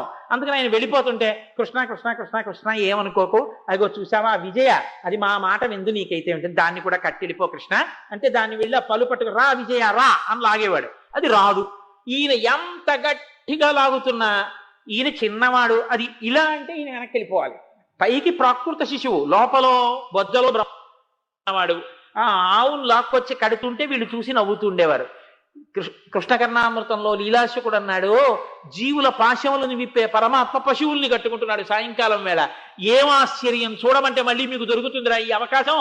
ఇది ప్రణతోస్మి నిత్యం, ప్రతిరోజు నేను ఈ సన్నివేశాన్ని తలుచుకుని నమస్కారం చేస్తే నా పాశాలు ఊడిపోతున్నాయి. అటువంటి గోధూళి వేళ, ఆ గోధూళి వేళలో వెళ్ళిపోతున్నాడు అక్రూరుడు రథం మీద. వెళ్ళిపోతూ వెళ్ళిపోతూ భూమి మీద చూశాడు. ఈ పాటికి ఆవుల్ని తోలుకుని చిన్ని కృష్ణుడు వచ్చి ఉంటాడు. గోశాలలో పాలు పితుకుతూ ఉంటాడు. పక్కన బలరాముడు ఉంటాడు. ఎంత అందంగా ఉంటాడో నా అదృష్టం! పూల పొట్లాల్లాంటి పాదాలు, వాటి మీద పడిపోతాను, నేను నమస్కారం చేస్తాను. పొంగిపోతూ నేల మీద చూశాడు. రేఖామయద్ధ సుధాకలచాత పత్ర వజ్రంకుశాంబురుహ కల్పక శంఖ చక్రై భగ్గీరలంకృత తదౌ పరతత్వ చిన్నై. మనం వెంకటేశ్వర సుప్రభాతంలో చెప్తుంటాం కదా, స్వామి నడిచి వెళ్ళినప్పుడు ఆయన పాదాలలో ఉన్నటువంటి పద్మము, హలము, అమృతపాత్ర, ఈ ముద్రలన్నీ భూమి మీద కనబడ్డాయి. ఒక్కసారి గుర్రాలు ఆపేశాడు. ఆ రథం మించి చూశాడు. ఓహో, నా స్వామి చిన్ని కృష్ణుడు వెళ్ళిన భూమి, ఇక్కడ నేను రథం మీద వెళ్ళడమా అనుకున్నాడు. స్వర్ణదండం పడిపోయినట్టు కింద పడిపోయి ఒక్కసారి పొంగిపోయి ప్రభోరముణ్యంగ్రి రజస్వహో ఇతి అన్నాడు. ఇది నా ప్రభువు నడిచినటువంటి మట్టి అని ఒక కర్ర ఎలా చుట్టూ తిరుగుతుందో అలా మట్టిలో దొల్లేశాడు. తద్దర్శనార్థాయ నివృద్ధ సంభ్రమ ప్రేమ్నోర్ధరోమా సుశలాకులేక్షణ రథాధవస్కంజ సతీష్వచేష్టత ప్రభోరముంజంగిరి రజస్వహో ఇతి అంటాడు వ్యాసుడు మూలంలో. ఆ నేల మీద పడిపోయి ఆ మట్టిలో దొల్లేసి ఆ మట్టి అంతా ఒంటికి పట్టేసి ఆ గోశాలలోకి వెళ్ళేటప్పటికి పాలు పితుకుతున్న చిన్ని కృష్ణుడిని చూశాడు. ఎంత పొంగిపోయాడో! సరే మాట్లాడాడు, రమ్మన్నాడు, వచ్చేస్తానన్నాడు. నందవ్రజం నుంచి మధురకి కృష్ణుణ్ణి తీసుకెళ్ళిపోయిన వ్యక్తి ఒక్క అక్రూరుడే. అందుకే గోపకాంతలు అందరూ ఏమన్నారో తెలుసా అండి? వాళ్ళకి తెలిసిపోయింది పట్టుకెళ్ళిపోతట కృష్ణుడని. వాళ్ళు ప్రాణం పెట్టుకున్నారు ఆ కృష్ణుడి మీద. వాళ్ళన్నారు, అక్రూరుండని పేరు పెట్టుకొని నేడు అస్మన్ మనోవల్లభన్ చక్రిన్ మాకడ బాపికొంచుద అరుగన్ చర్చించి ఈతించినాడు అక్రూరుండట క్రూరుడి ఇతడు నిజం అక్రూరుడవునేని అని. అక్రూరుడని పేరు ఎవరెట్టాడు? నిజంగా అక్రూరుడైతే కృష్ణుడిని మా దగ్గర నుంచి తీసుకెళ్తాడా? వీడు క్రూరుడు తప్ప అక్రూరుడు కాడన్నారు. అన్ని మాటలు పడ్డాడు మహానుభావుడు. రథం మీద కృష్ణుడిని తీసుకెళ్లిపోతూ యమునా నదిలో కాళింది దగ్గరికి వెళ్ళాడు. సంధ్యావందన సమయం అయింది. స్నానం చేసి వస్తాను కృష్ణ బలరామ, ఇలాగే కూర్చోండి అన్నాడు. అలాగే కూర్చుంటాం అన్నారు. వెళ్ళి యమునా నదిలో మునక వేశాడు. ఇలా నీళ్లలో మునక వేసేటప్పటికీ ఆయనకి లోపల బలరామకృష్ణులు ఇద్దరూ కూడా సాక్షాత్తు పరాత్పరుడిగా దర్శనమిచ్చారు. ఇదేమిటని నీళ్లలోంచి పైకి లేచి వెనక్కి తిరిగి చూశాడు. రథం మీదే కూర్చున్నారు. మీరు నీళ్లల్లోకి ఎప్పుడు వచ్చారని అడిగాడు. నేను రావడం ఏమిటి, ఇక్కడ కూర్చోమన్నావుగా కూర్చున్నామన్నాడు. ఓహో, పరమాత్మ లీలా అనుకున్నాడు. మళ్ళీ మునిగాడు. భాగవతంలో ఎవరూ పొందని దర్శనాన్ని అక్రూరుడు పొందాడు. నీళ్లల్లో తల ఉంచి నీళ్లల్లో ములిగి. పోతన గారు వేశారు పద్యాలు అక్కడ. ఆ భోగి భోగ పర్యంక మధ్యంబున వలనప్ప పచ్చని వలువవా అని. మహానుభావుడు ఆ మేఘమండలమున మెరుగుచందంబున ఉరమున శ్రీదేవి ఒప్పువా అని. ముసరు తేటల నొప్ప ముఖ చతుష్కముకల బాలుడాడి బొడ్డు దమ్మివా అని. కదలిన బాహుపద క్రమంబున రమమసూపెడి నూపు రములవా అని. జలజ భవ రుద్ర సనక సనందన సనత్కుమార సద్విజామర ప్రశస్తమాన శ్రేష్ఠుడైన వాని సౌందర్య ఖనియైన వాని ఒక్క పురుషోత్తమునిగాంచే అన్నారు. ఆ నీళ్లల్లో మునిగేటప్పటికీ ఆదిశేషుడు 1000 తలలతో పడుకునుంటే దాని మీద ఇలా చెయ్యి పెట్టుకుని పడుకున్నటువంటి శ్రీమన్నారాయణుడిగా దర్శనమిచ్చి మహానుభావుడి యొక్క వక్షస్థలం మీద నీలమేఘం మధ్యలో మెరిసిపోతున్న మెరుపు తీగల లక్ష్మీదేవి ప్రకాశిస్తుంటే ఇలా అక్రూరుణ్ణి చూసి ఆశీర్వదించడానికి చెయ్యెత్తితే కణ కణ కణ కణలాడుతున్నటువంటి బాహుకంకణములు కదులుతుంటే ఆ చప్పుళ్ళు కూడా అక్రూరుడికి వినపడితే చుట్టూ బ్రహ్మాదులు నిలబడి స్తోత్రం చేస్తున్నటువంటి శ్రీమన్నారాయణ దర్శనం పొంది పైకి లేచి రోమాంచితమైపోయి వెనక్కి తిరిగి చూస్తే రథంలో అలాగే కూర్చుని కనబడ్డారు బలరామకృష్ణులు. అంతటి దర్శనాన్ని అక్రూరుడు ఏ కారణం వల్ల పొందాడో తెలుసా? ఆయన తల్లి గాంధిని, ఆ గాంధిని కన్న తండ్రి 365 రోజులు గోదానం చేయడం వల్ల ఇంత భక్తుడు పుట్టాడు. ఆ అక్రూరుడు భాగవతంలో సత్రాజిత్తుకి సంబంధించిన శమంతకమణి పట్టుకుని కాశీపట్టణానికి వెళ్ళిపోతే నేను వినాయక ఉత్సవాల సమయంలో ఈ వినాయక వ్రత కథ వెనక ఉన్న అంతరార్థం గురించి వివరణ చేశాను కాపవరం గ్రామంలో. ఆ శమంతకమణిని పట్టుకుని వెళ్ళిపోతే కాశీ వెళ్ళిన తర్వాత ఆయనకి జ్ఞానోదయం అయింది. అక్కడికి వెళ్ళిన తర్వాత అన్నదానం చేయడం మొదలెట్టాడు. ఇంత కృష్ణ పరమాత్మ ఇంతమందిని శిక్షించాడు, కానీ అక్రూరుడు వెళ్ళిపోయిన తర్వాత భగవంతుడే ఉన్న ద్వారకానగరంలో వర్షాలు కురవడం మానేశాయి. అంతటి భాగవతోత్తముడు వెళ్ళిపోయాడు కాబట్టి భక్తుడి గొప్పతనం ఏమిటో చూపించాడు కృష్ణ పరమాత్మ. పరమేశ్వరుడే ఉన్నా భక్తుడు లేకపోతే వర్షాలు పడలేదు. భక్తుడు ఊరి నుంచి వెళ్ళిపోతే అన్ని ప్రమాదాలు వస్తాయి. కబురు చేశాడు అక్రూరా నువ్వు తిరిగి వచ్చేయని. అక్రూరుడు కాశీపట్టణం నుంచి మళ్ళీ కృష్ణ పరమాత్మ దగ్గరికి వచ్చాడు. ద్వారకానగరం అంతా వర్షాలు పడ్డాయి. హాయిగా భగవంతుణ్ణి సేవిస్తూ ద్వారకలోనే ఉండిపోయాడు. అంత పరమభక్తుడు. అందుకే లోకంలో ఒక చిత్రమైన విషయం చెప్తుంటారు. భగవంతుడి గురించి చాలా ప్రీతితో లోపల భగవంతుని యొక్క గుణములు బాగా అనుభవించడం వల్ల లోపల ఇంకా పట్టక పైకి వాగ్రూపంలో ప్రవహించడం అన్నది నీరు విడిచిపెట్టేటటువంటి ఒక గొట్టం కిందకి తీసుకెళ్లి ఒక బిందె పెడితే బిందె నీటితో నిండిపోయిన తరువాత ఇంకా బిందె నీటిని పట్టలేక అంచుల మించి నీరు కారిపోతే ఎలా కారిపోతుందో అలా భగవంతుని గుణములు లోపల బాగా అనుభవించి ఉండడం చేత కలిగినటువంటి అనన్యమైన ప్రీతి చేత నోటి వెంట వాక్కులు దొర్లిపోయేటటువంటి మహాపురుషుడు భగవంతుడి గురించి ప్రసంగం చేస్తున్న సభలో ఉన్నటువంటి శ్రోతలందరూ పరవశించి వింటుండగా మధ్యలోకి భగవానుడే హఠాత్తుగా దిగి వాడు చెప్తున్నది నా గురించే అంటే శ్రోతలు అంటారట కాసేపాదు అయితే అయింది కానీ నీ కథ కన్నా నువ్వేం గొప్పవాడిగా అంటారు. అంత గొప్పగా ఉంటుందిరా భగవత్ కథ. చెప్పేవాడు వినేవాడు ఉన్న చోట క్షేత్రం అయి ఉంటుందన్నారు. అంత గొప్ప స్థితి కాబట్టి భక్తులున్న చోట అంత పవిత్రం అవుతుంది కాబట్టి అక్రూరుణ్ణి మళ్ళీ ద్వారకానగరానికి పిలిపించాడు. ఇంత మహాభక్తుడైనటువంటి అక్రూరుడి జననమునకు కారణము గోదానమే. మీకేమైనా అనుమానమా?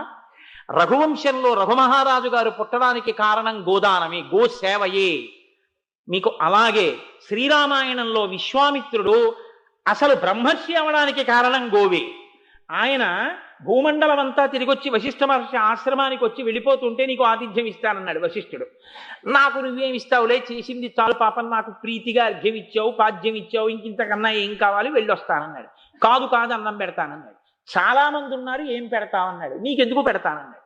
ఇన్ని లక్షల మంది కూర్చున్నారు సైన్యం. శబలని పిలిచాడు ధేనువుని. వీళ్ళందరికీ వీళ్ళ మనసుల్లో ఏం తినాలనుకుంటున్నారో పెట్టన్నాడు. అంతే, వాళ్ళ జన్మాంతరంలో తినని పదార్థాలన్నీ పెట్టేసింది ధేనువు. వాళ్ళందరూ తినేశారంతే. విశ్వామిత్రుడి మనసు మారిపోయింది. నీకు 1,00,000 గోవులు ఇస్తాను, నాకు ఆ ధేనువు ఇచ్చేయి అన్నాడు. అంటే అదెలా ఇస్తానది? కామధేనువు యొక్క బిడ్డ నా దగ్గర ఉంటుంది, నేను ఇవ్వనన్నాడు. 1,000,000 ధేనువులు ఇస్తానన్నాడు, బంగారు కొమ్ములున్న ఆవులు ఇస్తానన్నాడు, ఎద్దులు ఇస్తానన్నాడు, రథాలు ఇస్తానన్నాడు, ఐశ్వర్యం ఇస్తానన్నాడు. ఏమి ఇస్తానన్నా నాకు అక్కర్లేదన్నాడు వశిష్ఠుడు. ఆఖరికన్నాడు రత్నం హి భగవన్నేత రత్నహారీచ పార్థివ తేషాం మే శబలాం దేహి. అందుకని లోకంలో ఎక్కడైనా రత్నం ఉంటే అది రాజుకి చెందుతుంది, విలువైంది కాబట్టి. అసలు ఈ శబల నీదని ఎవరు చెప్పారు? ఇంత విలువైంది కాబట్టి రాజుకి చెందుతుంది. నాది నీ దగ్గర ఉంది కానీ నీది నాకిమ్మంటలేదు, నేను పట్టుకుపోతున్నాను తీసుకున్నాడు. ఆ కామధేనువు విడిపించుకుని మళ్ళీ వచ్చి వశిష్ఠుడి దగ్గర ఏడ్చింది. అదేమిటి అలా పట్టుకెళ్ళిపోతున్నాడు, నువ్వు ఊరుకున్నామే అంది. అంటే ఆయన అన్నాడు, నేను ఊరుకోలేదు, ఆయనతో చెప్పాను, స్వాహాకార వషత్కారో విద్యాంశ్చ వివిధాస్తథా అని చెప్పాను. నా ఆశ్రమంలో స్వాహాకారం, వషత్కారం, విద్యబోధ అన్నీ ఈ పాల మీద ఆధారపడ్డాయి, ఈ ధేనువుని ఇవ్వనని చెప్పాను. బలవంతంగా తీసుకెడుతున్నాడు. నువ్వు సైన్యాన్ని సృష్టించి నిన్ను నువ్వు రక్షించుకో, ఆ సైన్యాన్ని నశింపచేయి అన్నాడు. అంతే, అది ఒక పెద్ద అంబారావం చేసింది. తస్య హుంబారమాజ్ఞాత కాంభోజా రవిసన్నిభాః ఊధసత్వత సంజాతా పప్లవా శస్త్రపాణయ అన్నారు వాల్మీకి మహర్షి. అది ఒక్క అరుపరిచేటప్పటికి దాని రోమకూపాల్లోంచి, దాని యొక్క ఎముకల సంధులలోంచి కొన్ని లక్షల మంది సైన్యం, పప్లవులు, వాళ్ళ జాతులన్నీ అప్పుడే వచ్చాయి గోవు శరీరంలోంచి. వాళ్ళందరూ వచ్చి వీళ్ళందరినీ సంహరించారు. అప్పుడు విశ్వామిత్రుడికి వశిష్ఠుడి మీద పగ పెరిగింది. ఆ పగ తపస్సు అయింది. ఆ తపస్సు ఆఖరికి సత్వగుణంగా ప్రకాశించింది. చివరికి బ్రహ్మర్షి అయ్యాడు. రామాయణంలో విశ్వామిత్రుడు బ్రహ్మర్షి అవడానికి కారణం ఒక గోవే. ఒక గోవు ఎన్ని కావ్యాల్లో ఎన్ని రకాలుగా తిరిగిందో చూడండి. ఇవాళ మీరు నేను ఈ భూమి మీద బతికున్నామంటే కారణం ఏమిటో తెలుసా? కామధేను రూపంలో ఈ భూమాత ఒకానొక నాడు సమస్తాన్ని వర్షించింది పృథుమహారాజు గారికి. భాగవతంలో ఒకానొకప్పుడు పృథుమహారాజు గారు, ఈ పృథువు అంటే ఆయన సాక్షాత్తు శ్రీ మహావిష్ణువే పృథుమహారాజుగా వచ్చారు. వచ్చినప్పుడు లక్ష్మీదేవి ఆయన భార్యగా వచ్చింది. వచ్చి ఇద్దరు పరిపాలన చేయడం మొదలుపెట్టేటప్పటికి దేశం అంతా క్షామం, ఎక్కడ తినడానికి అన్నం లేదు. ఆయనకి కోపం వచ్చింది. నా ప్రజలు ఇంత బాధపడుతున్నారు, అన్నం లేకుండా చేసేసావా భూమి, నిన్ను చంపేస్తానని బాణం ఎక్కువ పెట్టాడు. భూమి గోరూపం ధరించి పరిగెత్తి ఆయన్ని ఎక్కడా దాక్కోలేక ఆయనకి ఎదురొచ్చింది. పృథువు చేత పరిపాలించబడింది కాబట్టి పృథ్వీ అని పేరు వచ్చింది. ఇప్పుడు ఆవిడ ఎదురొచ్చి, నాది తప్పు కాదయ్యా, ఈ సృష్టి చేసినప్పుడు చతుర్ముఖ బ్రహ్మ గారు ఈ భూమిలోకి తీసుకొచ్చి ఓషధుల్ని పెట్టాడు. ఆ ఓషధులు నాలో ఉన్నాయి కాబట్టి ఎన్ని పర్యాయములు తీసుకొచ్చి ధాన్యం వేసినా మళ్ళీ మొలకలెత్తి ఒక్కొక్క మొక్కలోంచి గుప్పిడి గుప్పిడి ధాన్యం పండే శక్తి నా ఎందుండిపోయింది. కానీ లోకంలో పాపం పెరిగిపోయింది. ప్రతివాడు తను తినేవాడే కానీ హోమం చేసేవాడు, యజ్ఞం చేసేవాడు, యాగం చేసేవాడు లేడు. దేవతల పేరు చెప్పి హవిస్సు ఇచ్చేవాడు లేడు. కాబట్టి దేవతలకి హవిస్సు ఇవ్వడం పోయింది. కాబట్టి ఓషధులలోంచి ఆ శక్తితో పంటలు పండేటటువంటి శక్తి క్షీణించిపోయి ఓషధులు అడుక్కెళ్ళిపోయి ఇప్పుడు నేను పంట పండించలేను. ఆ ఓషధులు ఎక్కడికో వెళ్ళిపోయి నీ వంటి మహాపురుషుడు పుట్టాడు కాబట్టి నేను ఒక ఆవుగా నిలబెడతాను. నువ్వు నీ శక్తితో నా పితుకులు పిండు, అందులోంచి మళ్ళీ ఓషధులు వస్తాయి. ఆ ఓషధుల్ని మళ్ళీ భూమి మీద చల్లు, ఆ పాలని మళ్ళీ నేను పంటలు పండిస్తానండి. అప్పుడు పృథు మహారాజు గారు సాక్షాత్ శ్రీ మహావిష్ణువు కనుక ఆయన ఆ కామధేనుమూర్తి అని మీరు ఇప్పుడు చేసేటటువంటి కుంకుమార్చనలలో ఒక రోజున మీకు ఆ కామధేనుమూర్తిని ఇస్తారు. ఎంత గమ్మత్తుగా ఉంటుందో తెలుసా అండి. అమ్మవారే కామధేనుమూర్తిగా ఉంటుంది, శరీరం ఆవుగా ఉంటుంది, ముఖం అమ్మవారిగా ఉంటుంది. ఆ కామధేనువుని పూజ చేస్తే ఆ పితుకులలోంచి మీకు కావలసిన దాన్ని అమ్మవారు వర్షించేస్తుంది. అటువంటి కామధేనుమూర్తిని ఒకరోజు కుంకుమార్చనలో మీ చేత అర్చింపచేస్తారు ఈసారి. కాబట్టి ఆనాడు కామధేనువుగా లోకానికంతటికీ మళ్ళీ పంటలు పండడానికి కావలసి ఇచ్చింది కామధేనుమూర్తి. కాబట్టి ఆ కామధేనుమూర్తి ఆనాడు కామధేనువుగా అమ్మవారు వచ్చి లోకానికి కావలసినటువంటి పంటలన్నింటినీ మళ్ళీ అనుగ్రహించింది. అప్పుడే ఈ భూప్రపంచంలో ఉన్న జాతులన్నీ తమకు కావలసినవన్నీ కూడా ఆ కామధేనువు నుంచి పిండుకున్నారు. అప్పుడే వచ్చాయి అన్ని. రాక్షసులు తాగేటటువంటి సుర దగ్గర నుంచి అన్నిటినీ కామధేనువు దగ్గరే పిండారు. పృథు మహారాజు గారి పరిపాలనా కాలంలో కామధేనుమూర్తిగా అమ్మవారు అనుగ్రహించింది ఈ భూమండలాన్ని మళ్ళీ. కాబట్టి ఇవాళ మనం మళ్ళీ అన్నం తినగలుగుతున్నాం. ఆ ఆవు అంత గొప్పది. ఆ ఆవు గురించి మాట్లాడుతూ భాగవతంలో ఒక మాట చెప్తారు. ఎంత గొప్పది ఆవంటే, పరమేశ్వరుడికి కోపం వచ్చి ఎవరినైనా చంపడం అంటూ జరిగితే కొన్ని కారణాల వల్ల మాత్రమే చంపేస్తానని చెప్పాడు. వాడు ఎంత తప్పు పనులు చేసినా నేను వాడి జోలికి వెళ్ళను. వాడు చెయ్యకూడని పనులు కొన్ని ఉన్నాయి, అవి చేస్తే మాత్రం నేను ఇక వాడిని ఉంచడం అన్నది జరగదు, దారుణంగా చంపుతానని చెప్పాడు. హింస చేసి చంపేస్తాను. ఎప్పుడో తెలుసా?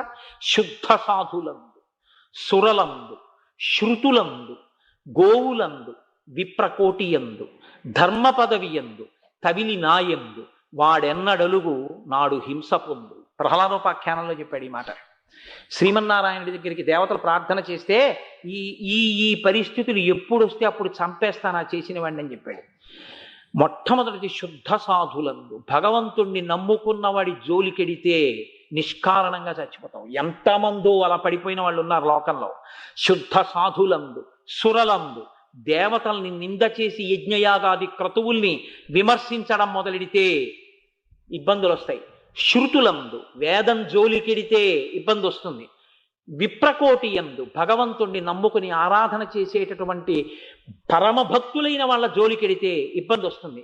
విప్రకోటి యందు, ధర్మ పదవి యందు, ధర్మానికి వ్యతిరేకంగా ప్రవర్తించడం మొదలు పెడితే తగిలి నాయందు, చిట్ట చివరికి అదే పనిగా భగవంతుడిని నింద చేయడం మొదలు పెడితే వాణ్ణి నేను చూసి చూసి చూసి చంపేయవలసి వస్తుందని చెప్పాడు భగవానుడు. ఆయన కోపానికి కారణాలు. కాబట్టి ఆవు జోలికి వెళ్ళకూడదు. ఆవు అనేటటువంటిది అంత పవిత్రమైన మూర్తి.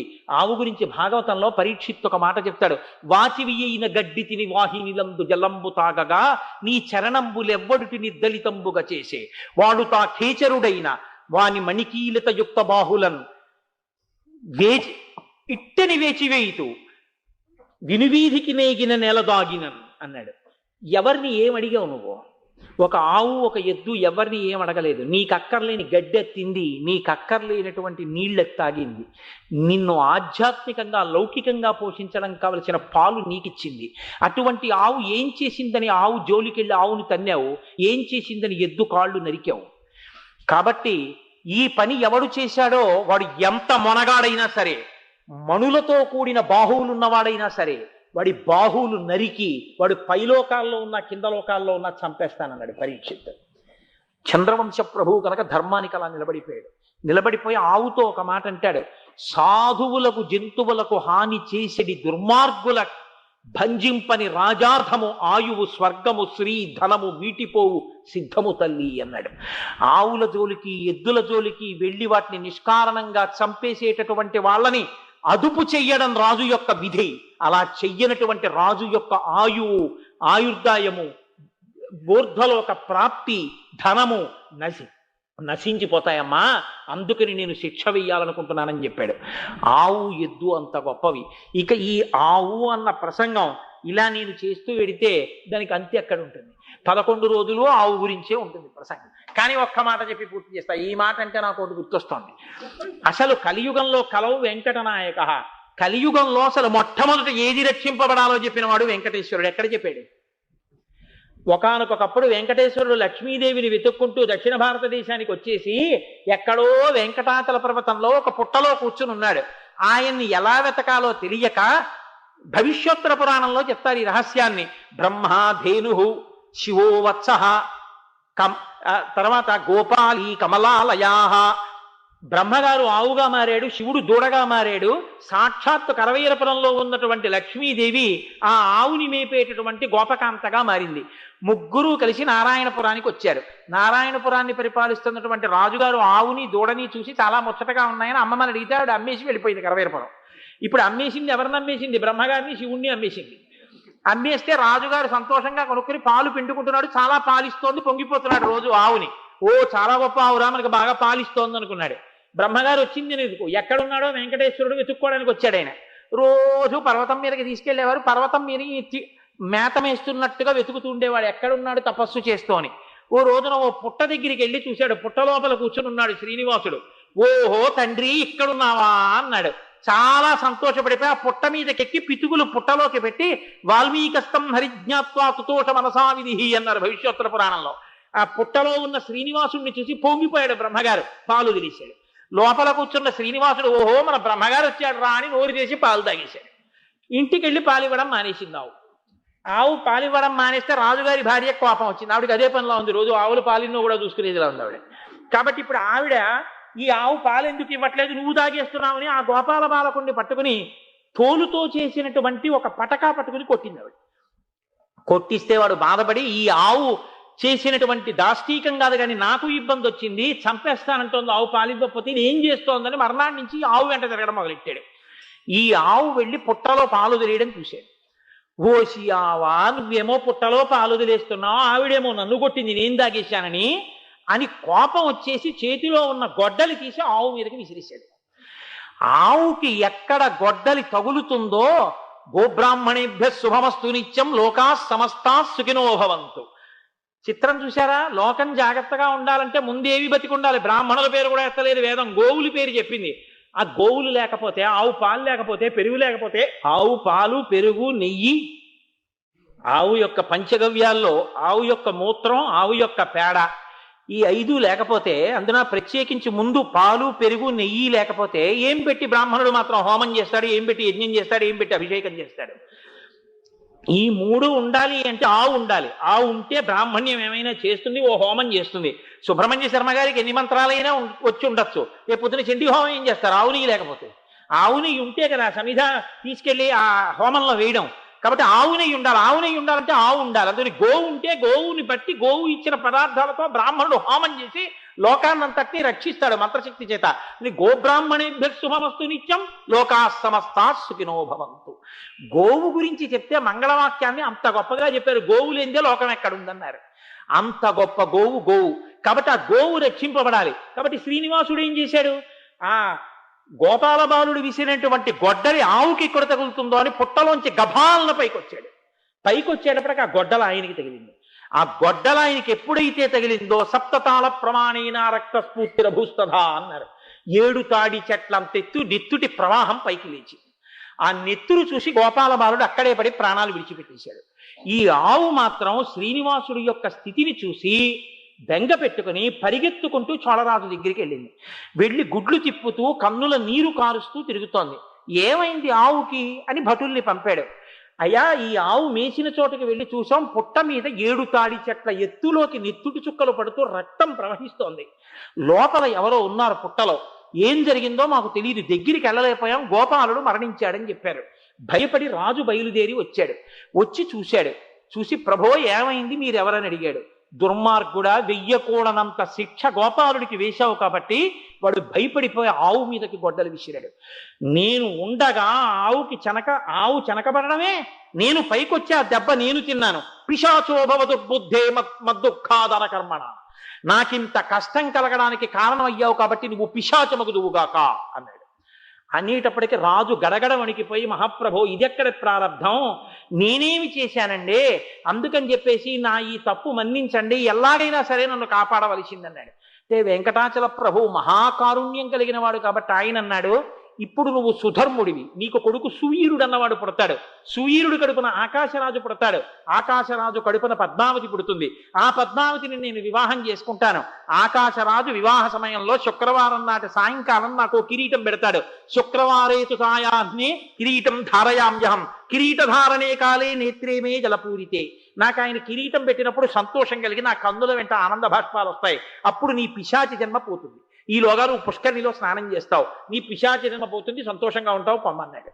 ఈ గోపాలుడు నేను వెంకటాచలం వచ్చిన తర్వాత బ్రహ్మగారు నాకు పాలు విడిస్తున్నప్పుడు నేను భూమండలంలో ఈ పైకి లేవగానే గొడ్డలి విసిరి నాకు దెబ్బ తగిలినప్పుడు చూసిన మొట్టమొదటి నరుడు ఈ గోపబాలుడే. కాబట్టి వాడు తప్పే చేసినా నేను మహాకారుణ్యంతో వరమిస్తున్నాను.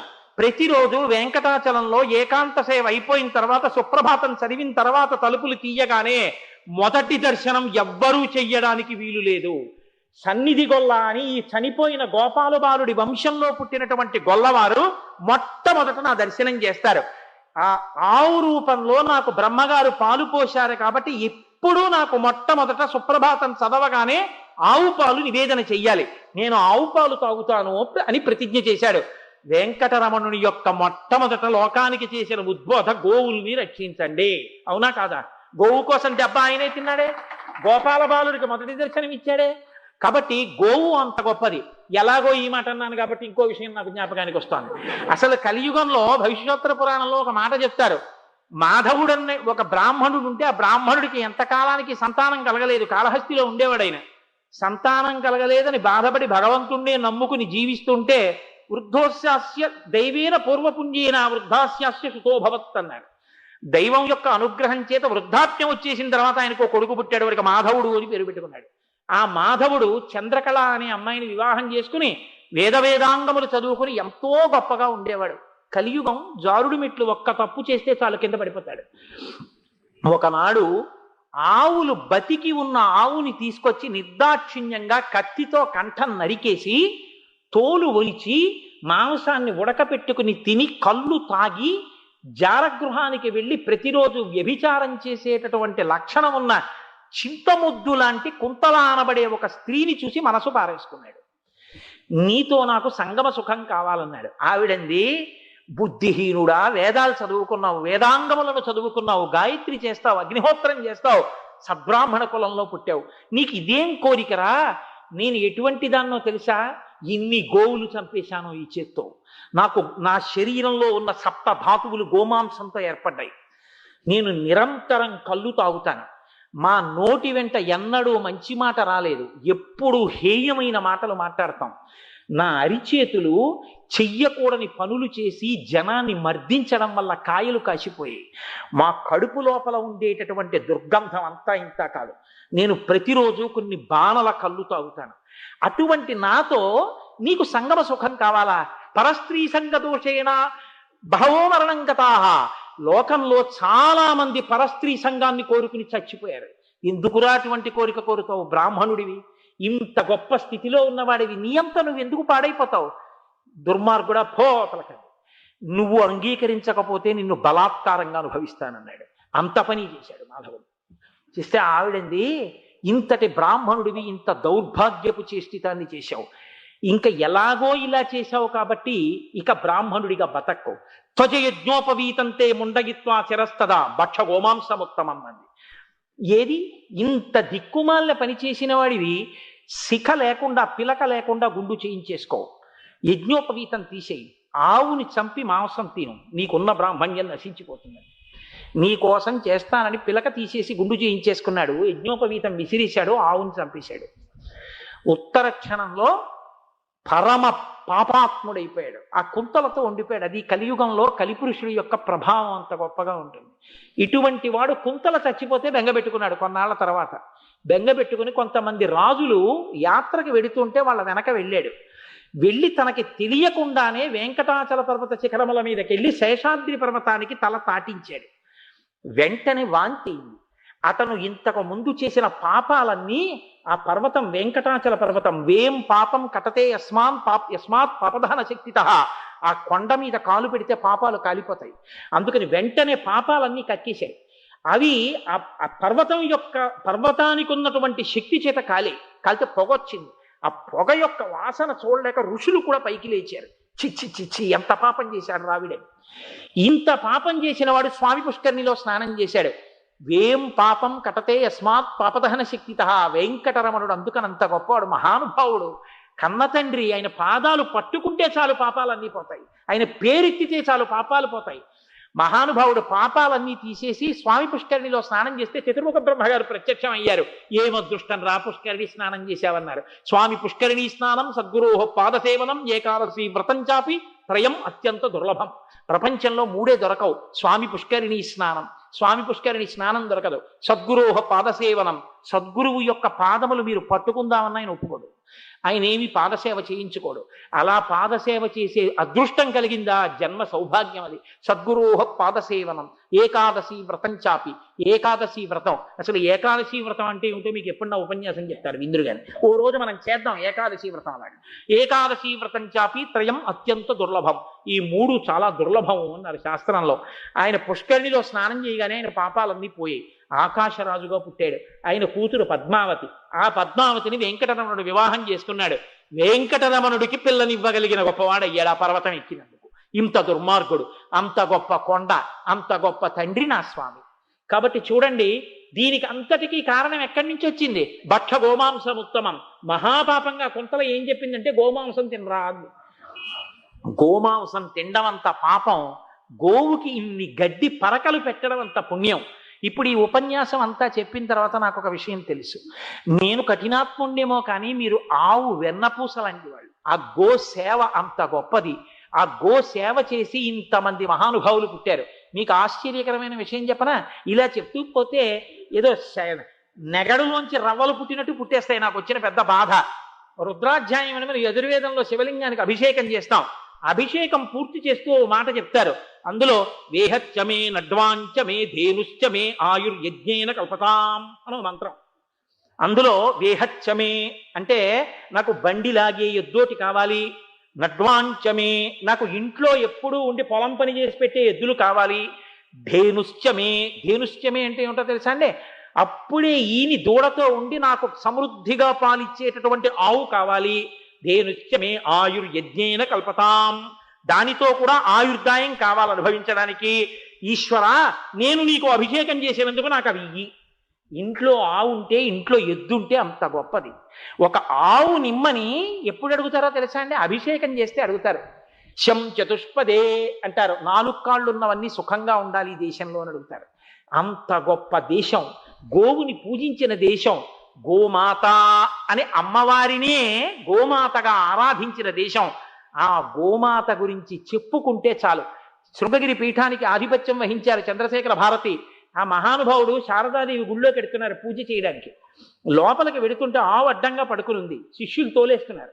ఆయన అన్నారు, వద్దు వద్దు వద్దు, లోపల పూజ చేద్దామని నేను వస్తే అమ్మ బయటికి వచ్చి కూర్చుంది, నేను ఆవుకే పూజ చేస్తానని పీట వేసుకుని గోవుకి పూజ చేసేసి ఆయన లేచిపోయారు. ఆవు లేచి వెళ్ళిపోయింది. మీరు బాగా గుర్తుపెట్టుకోండి, నేను వేదాన్ని ప్రమాణంగా చేసుకుని చెప్తున్నాను. నిష్కారణమైన అబద్ధాలు చెప్పుకోవలసిన దౌర్భాగ్యం నాకు లేదు. ఎందుకంటే జనాన్ని ఆకర్షించడం నాకు అసలు అవసరం లేదు. ఎందుకంటే జనాన్ని ఆకర్షిస్తే నాకు పావలా ఇస్తుంది అనడానికి మీరు ఇచ్చినా నేను పుచ్చుకోను.